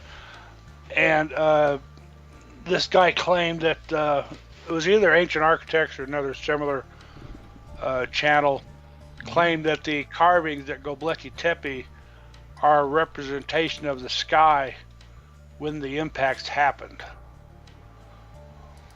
And I'd mentioned before that the carving of the scorpion you can see on one of the pillars at Göbekli Tepe might be a reference to Scorpius, the constellation, because it's a very old constellation. It goes back to thousands and thousands of years. Yeah. And they were saying they thought that the carvings might be a reflection of the sky at the time that the impacts happened. Yep. Hey, Dave Schmidt.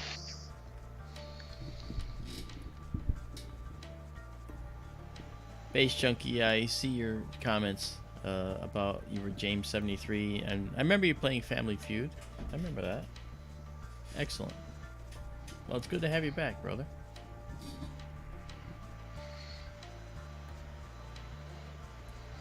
Graham Chapin, Magicians of the Gods. Interesting. Yeah, Graham Chapin, one of Monty Python's flying circus guys. Okay, yeah, this is going to be cool. Look at that. Look at that. So here's the Trifid Nebula. You can see there's beautiful convolutions in here and this dark nebula. Really stunning. We can actually use this histogram to kind of pull out some detail in here as well, just to see how much is in there. There's a lot back there. You know? And there's a very interesting line of dark right here. See that?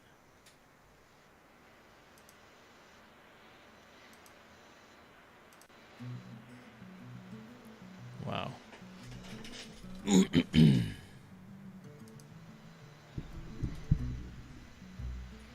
Very cool. All right, we've done 4 of these stacked, and this looks like the winning combo for my settings, which is good. Know your equipment. Work on the fly. Solve problems. That's what we do around here.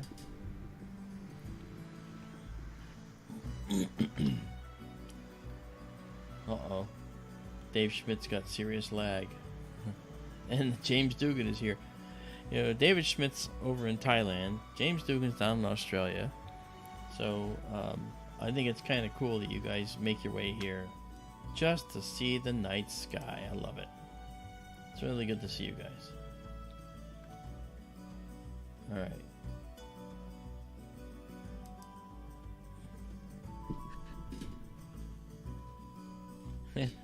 Graham Hancock. Okay, that's what I thought. Graham Chapman. Monty Python. Alright. Alright, so this is the Trifid Nebula. We're going to mark it as such, so that when you look at it in the online database, it'll mark as Trifid Nebula. Also known as Measure 20, M20. And we've done 6, but we will, you know, the quality's not that good because it's getting lower in the sky, and by low, let me show you what I mean. Okay, so we are over here, and you can see the horizon right here. So yep. we're pretty low. So, and the great Sagittarius star cloud is there just off the tip of the teapot, right? yeah, so we have to make our way there. I was thinking small Sagittarius, but he wants a large Sagittarius star cloud.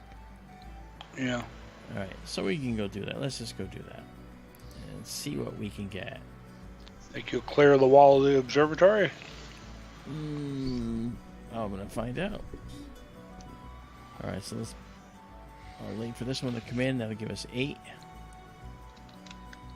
All right, there's 8. We're gonna pause. Save it as Trifid Nebula M20. The green bar says it's been done. And save exactly as seen. And right now, they're shipped out of the observatory. They go up to the cloud, and are made available on the cloud server that I established up in the clouds. So it's going to be really pretty to see.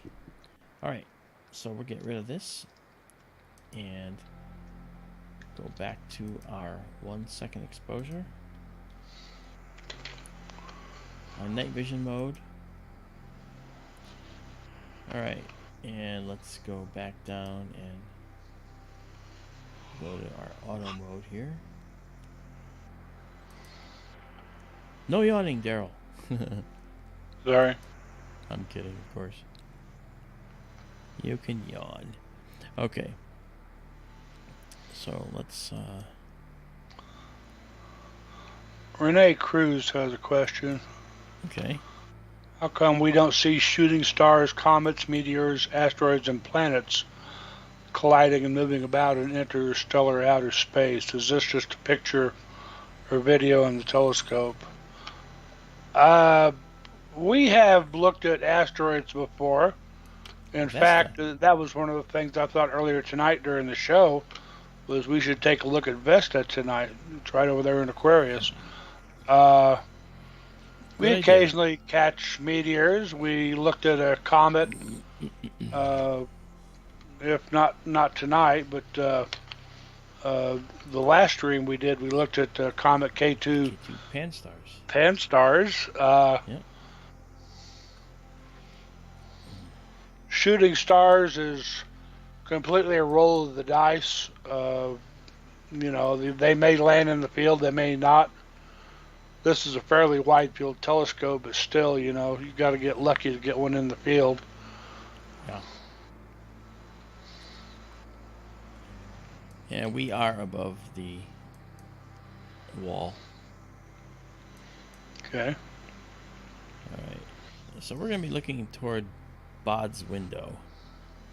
All right, and we're going to just go back a bit because this is the beautiful area where we're going to see some nice dark nebula. You got to keep in mind that even out there, it shows very nicely. Yeah. Because it's a very, very dark sky site. Baades' window there. Can you pull out just a little bit in Spheriá, Mark? Yes. Just a touch. Okay. It doesn't show too well here, but that dark blob just to the right of the Great Sagittarius star cloud, that's the Pipe Nebula, and the back horse is the Dark Nebula, a little bit to the right, farther to the right. Yeah. Well, the bowl of the pipe there, if you can see where the bowl of the pipe is, and you draw a line to the tip of the spout of the teapot in Sagittarius, there's a bright cloud and then a dark cloud. And the center of the galaxy is right in that dark cloud, just a little bit to the west of the brightest part of the bright cloud. Yeah, if we look... and Baades' window is in that area. Yeah, it's labeled in here.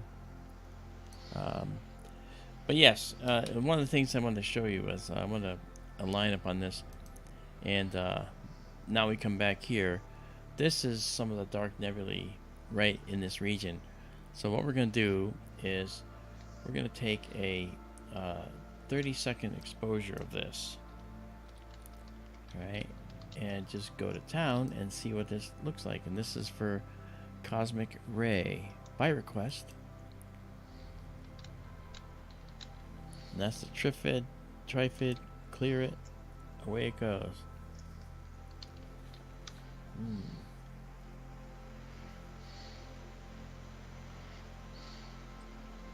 Well, we didn't do a comment earlier this evening on SkyTour live stream, but we did talk about K2 Pan stars in our SkyTour radio show, which is also on our channel. Oh, look at that. That's beautiful. Nice. And of course, you always want to know what's just outside the field of view. I mean, if I had some really good time and quality time, I would actually do a whole mosaic of the Milky Way. It would take weeks and weeks to do it. But imagine that. We could actually make a dark nebula catalog of our own. That has to be a Barnard object right there. Yeah. E.E. Barnard. E.E. Barnard was a man that cataloged a lot of these dark nebulae that we see. And each of these dark nebulae had a name, and he would catalog them and put them in his catalog of dark nebulae. Boy, I had so many of the same words in there. But it was pretty cool, and we have actually many times looked for and looked at a great deal of these objects. Okay. When we see the Horsehead Nebula in Orion, that's also known as Barnard 33. It's another of the Barnard dark objects. Right. And Barnard isn't the only guy. We actually had Lund, okay, L-U-N-D, Lund, and he has a dark nebula catalog and a bright nebula catalog. I think it's Lind, L-I-N-D. Lind? Oh, Lind. Sam, sorry. Why did I say Lund? Maybe I'm looking for Lind's chocolate or something.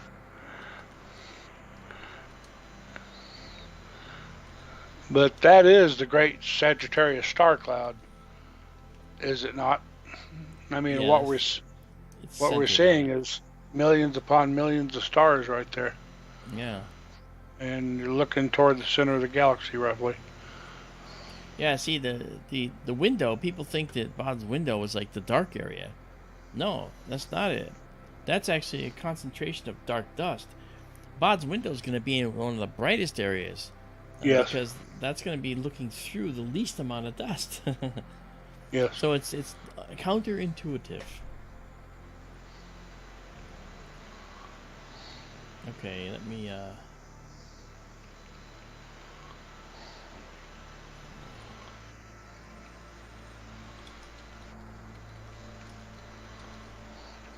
right. Let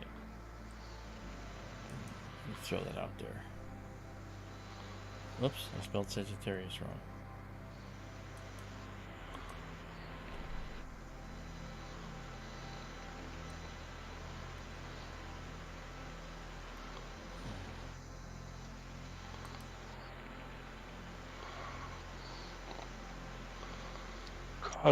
Cosmic Ray asks if you can zoom out and show the full image.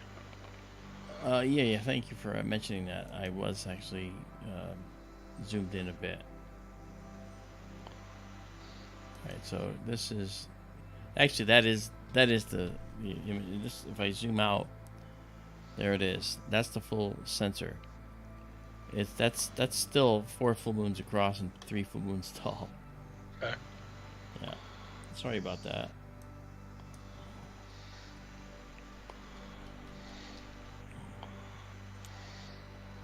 I'm getting a mental block. Is Sagittarius 2 G's? 2 T's. 1 G, 2 T's. That's what I thought, and it looked wrong to me. But that's how I had it spelled originally, didn't I? Crazy. Alright. But what this calls for, Cosmic Ray, is doing a mosaic, so we can see this all. You know, but this is getting very close to the ground, so we're losing some of the quality.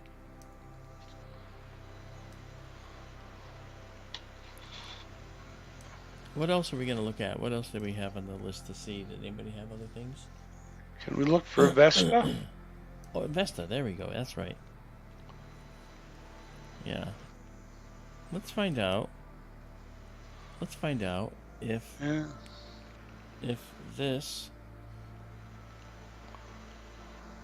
actually has it in there. Kind of cool if it did. Yeah, it does. It shows Well, up. the online one does anyway. Oh, yeah. Vesta, yeah, it doesn't have it. Well, I just need the right ascension declination, that's all. Give me just a second. Alright. Look at that, guys. Just beautiful. Okay, this is 11. We'll make a dozen even. An even dozen donuts and Dark Nebula. Dark Nebula donuts. Really cool.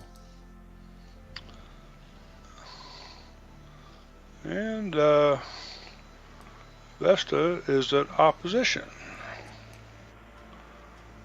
I have the coordinates whenever you're ready.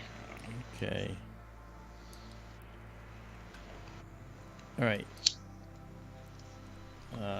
Tell me what they are. Right ascension. 22 hours, 13 minutes, 30 seconds. 22, 13, 30? Yes. Okay. Declination. Minus 20. 59, 59.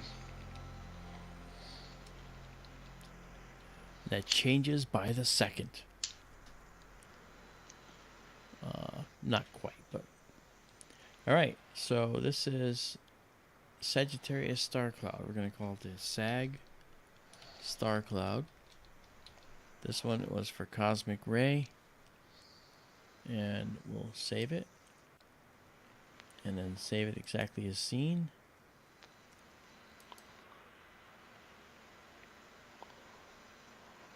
Okay, and now we can get rid of this. And go back to our 1 second exposure. And 1 second exposure will now take us to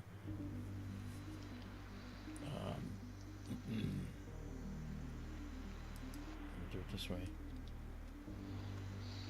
There we are. And then go to night vision mode. There we are. And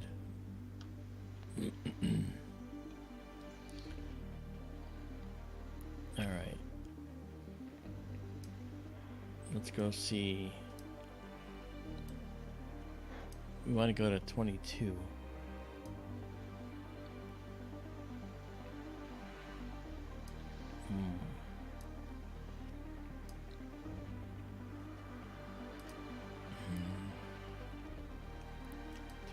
All right, that's that's pretty close. That should be well within our reach. So we're gonna say, first of all, this is we're all set. We got our 1 second exposure. I got the coordinates in manually, and we're gonna say go to.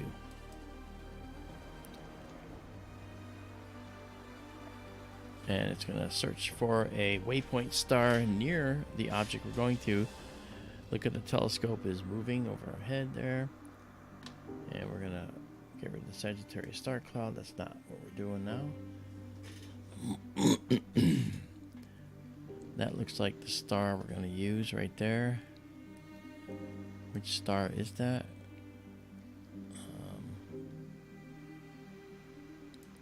Oh, well, Saturn's right nearby. Yes.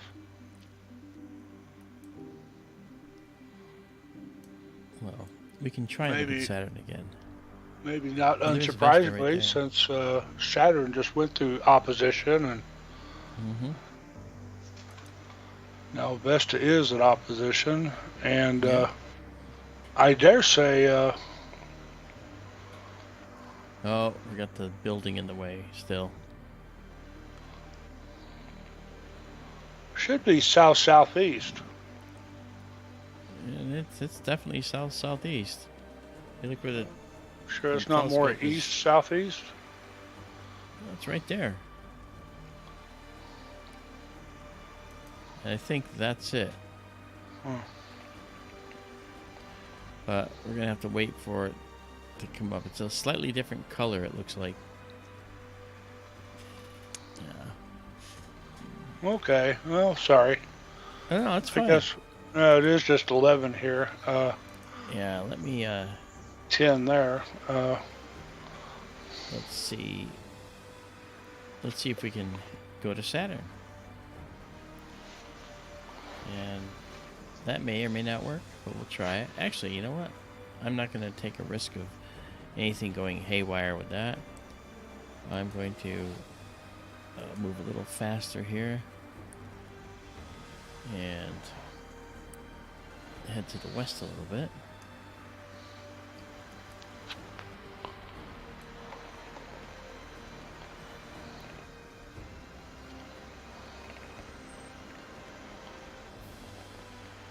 Okay, we'll go a little more faster than that. And we'll say 1.5 degrees.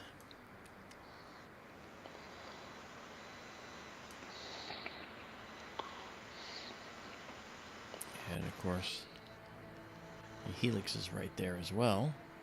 Yep. Alright, so let's go up here.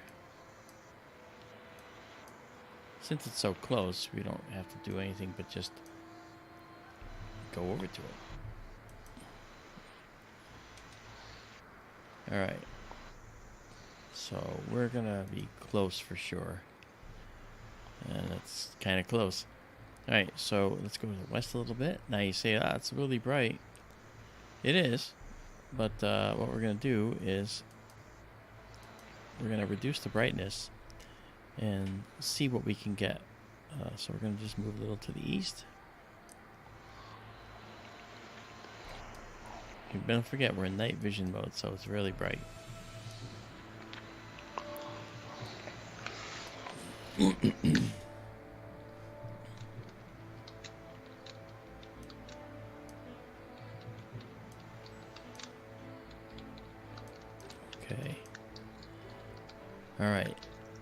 So 1 second is too much, but I think it's the gain that'll drop. So we're going to drop this gain down to 0.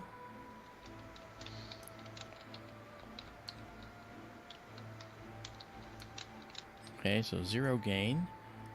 And then we still have to drop the exposure quite a bit. Let's zoom in on this.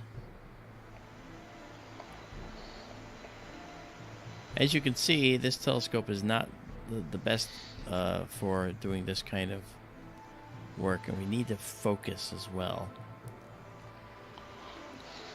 So that's what we'll do right now. We'll get the focus going.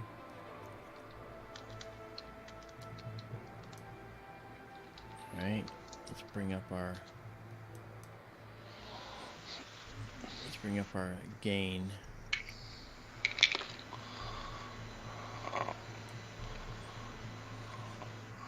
Because I really see several of Saturn's moons orbiting around it. Yeah, we sure do.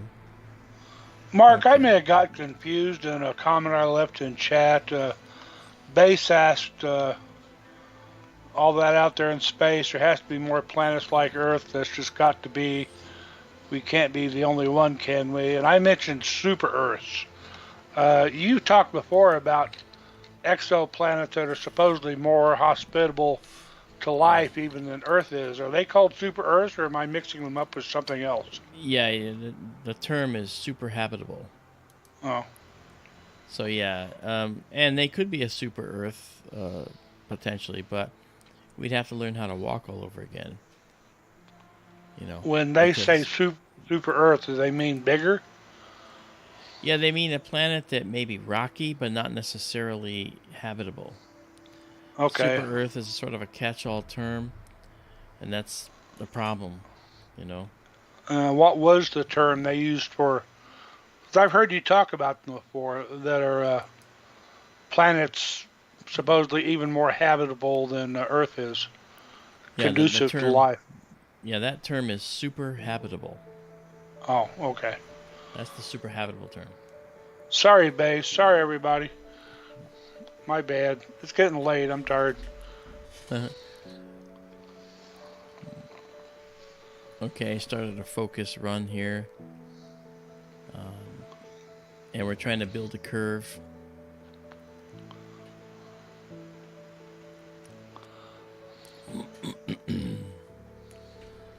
And the curve, of course, at the bottom of the curve is the best focal point, and that's what we're building right now, is that curve. You'll see the curve build right there. Right here. Yeah, make sure you give me the thumbs up, guys. That would be nice. She comes from planet Claire. I know she comes from there.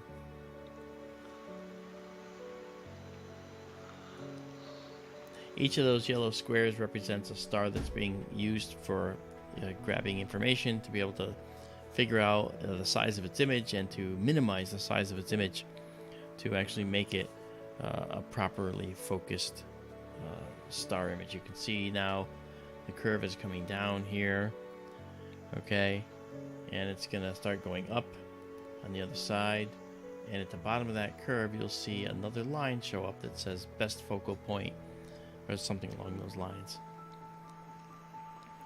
Yeah. We're halfway done. We're at steps 6 through 12. And there you go. You see the inflection point has been reached where the curve comes down and it starts to, that point where it starts to flip over and head the other direction.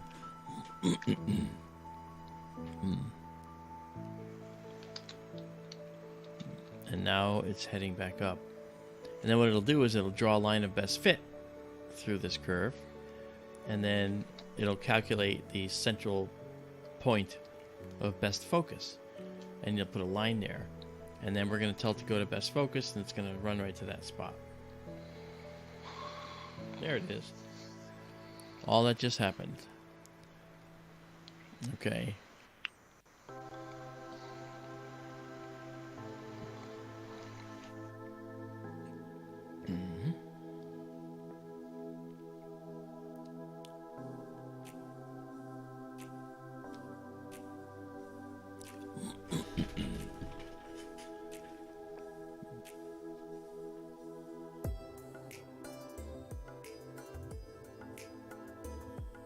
I've been talking to Robin at times, and he's the one that wrote the program, and I've been sharing with him some constructive things that he might do. And to his credit, he's done most of them, which is really cool. Much of it, some of it centered on this whole focusing process.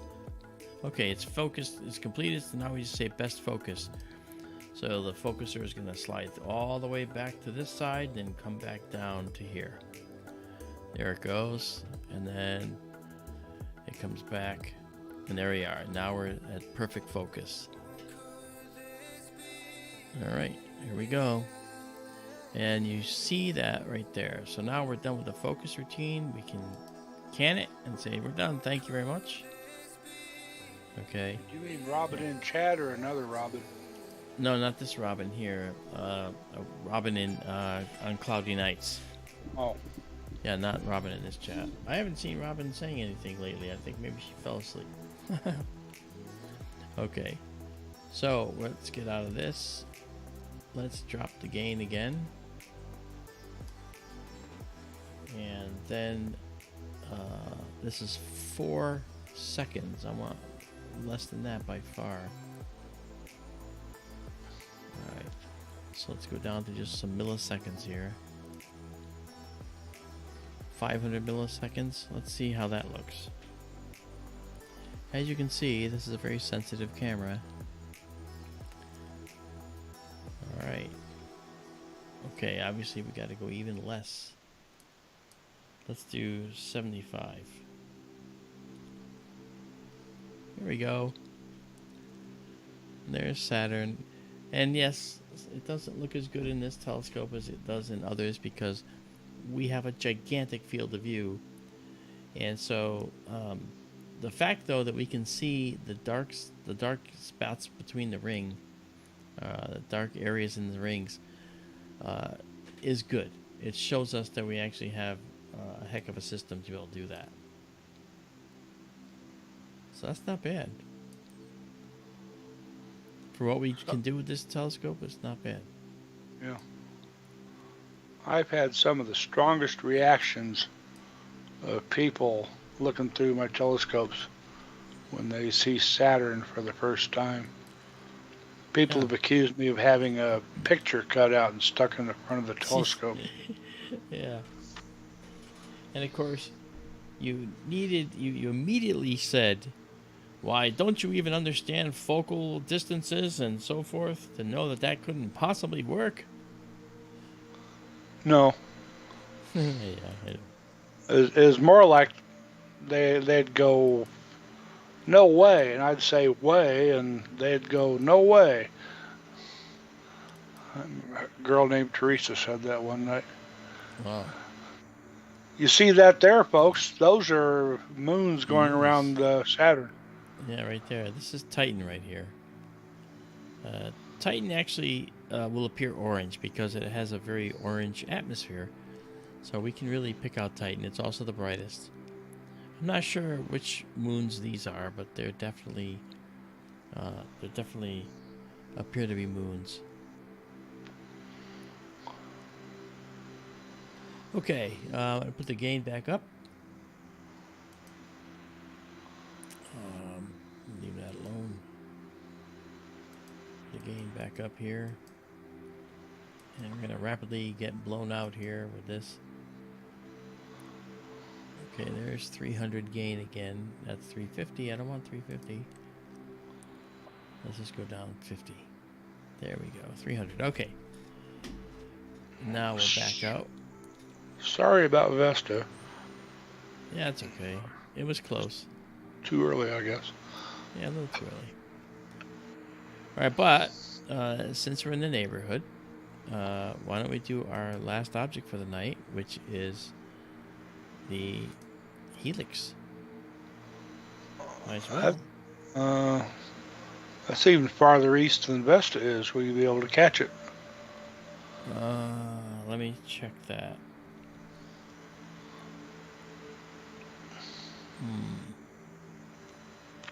Yeah, you're right. We can't. We'd have to wait longer. But look, that stuff's coming. We don't have to worry. Oh yeah.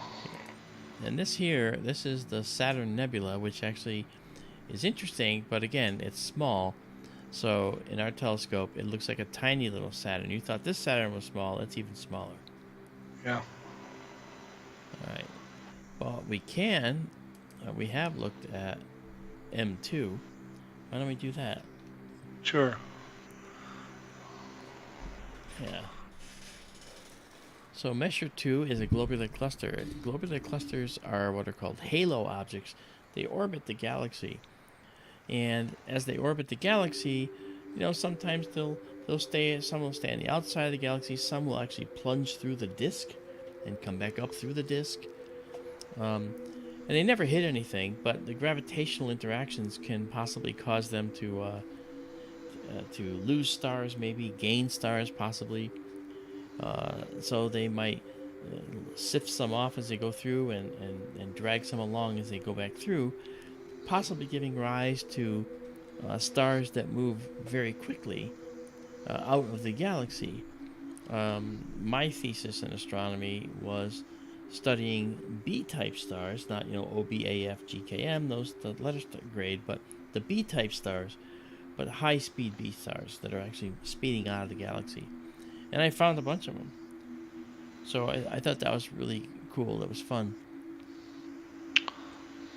It's interesting that Messier, his first object was the Crab Nebula, of course, in Taurus. Yeah. And then did he wait all the way until the next year for M2 to come around and find it next? I'm wondering if he just tracked them, but then named them later. Possibly. Or, I know there were other people contributing to the Messier list too, actually.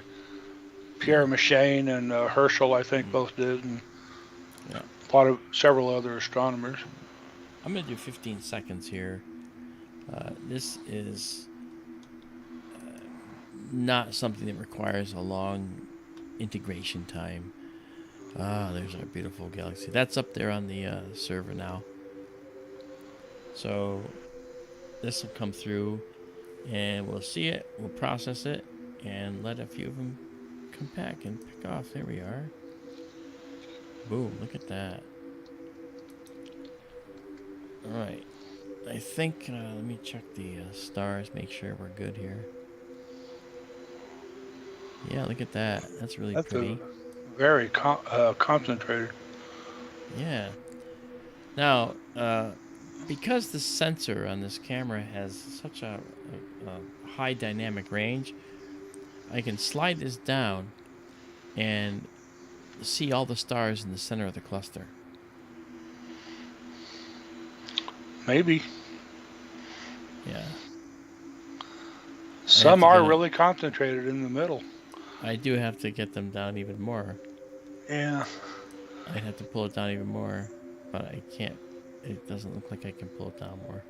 Folks, you might remember we looked at Messier 4 a while back, Globular Cluster, the one next to Antares in Scorpius. Remember that.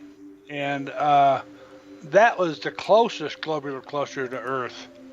Mark was talking about globulars being halo objects. And some of them are passing through the galaxy. M4, if I remember right, it's just a few thousand light years away. I'd have to look it up. I don't remember offhand, but it is the closest globular cluster to Earth. Yeah. And these stars are among the oldest in the universe, too. Yeah. Okay. These stars out here, well, these are kind of like foreground objects. These are long-distance objects. They're far away. We're seeing it through all these stars. And that's pretty interesting, too. Again, the universe is 3D. You know? Yeah. There you are. Every globular is different. They all have their kind of own character to them. They do indeed. Well, folks, that music, you know what that means? It means that we are at the end of our stream tonight. I want to thank you all for coming out. This is the last object for the evening.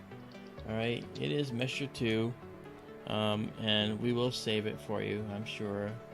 But I want you to just make sure that you come back again and enjoy leaving messages, leave comments if you like. Let me know what you think. And we will be back on the next clear night, I hope. And that could be any time now, you know. So, that all said, you guys have a good night. I will label this and save it, by the way, so it'll be here for you when we get out. We're going to call it Measure 2. GC, Globular Cluster. Right? And now we can pause it, save it, and it's saved. And save it exactly as seen. And now we have it. So you folks, you have a good night, alright? And it's literally 1:18 in the morning here. Kind of late. So we're going to head on to bed. I'm going to shut down the observatory and put my beautiful baby out there to sleep for the night. So you guys have a good night, and we'll talk to you again the next stream. See you later, guys.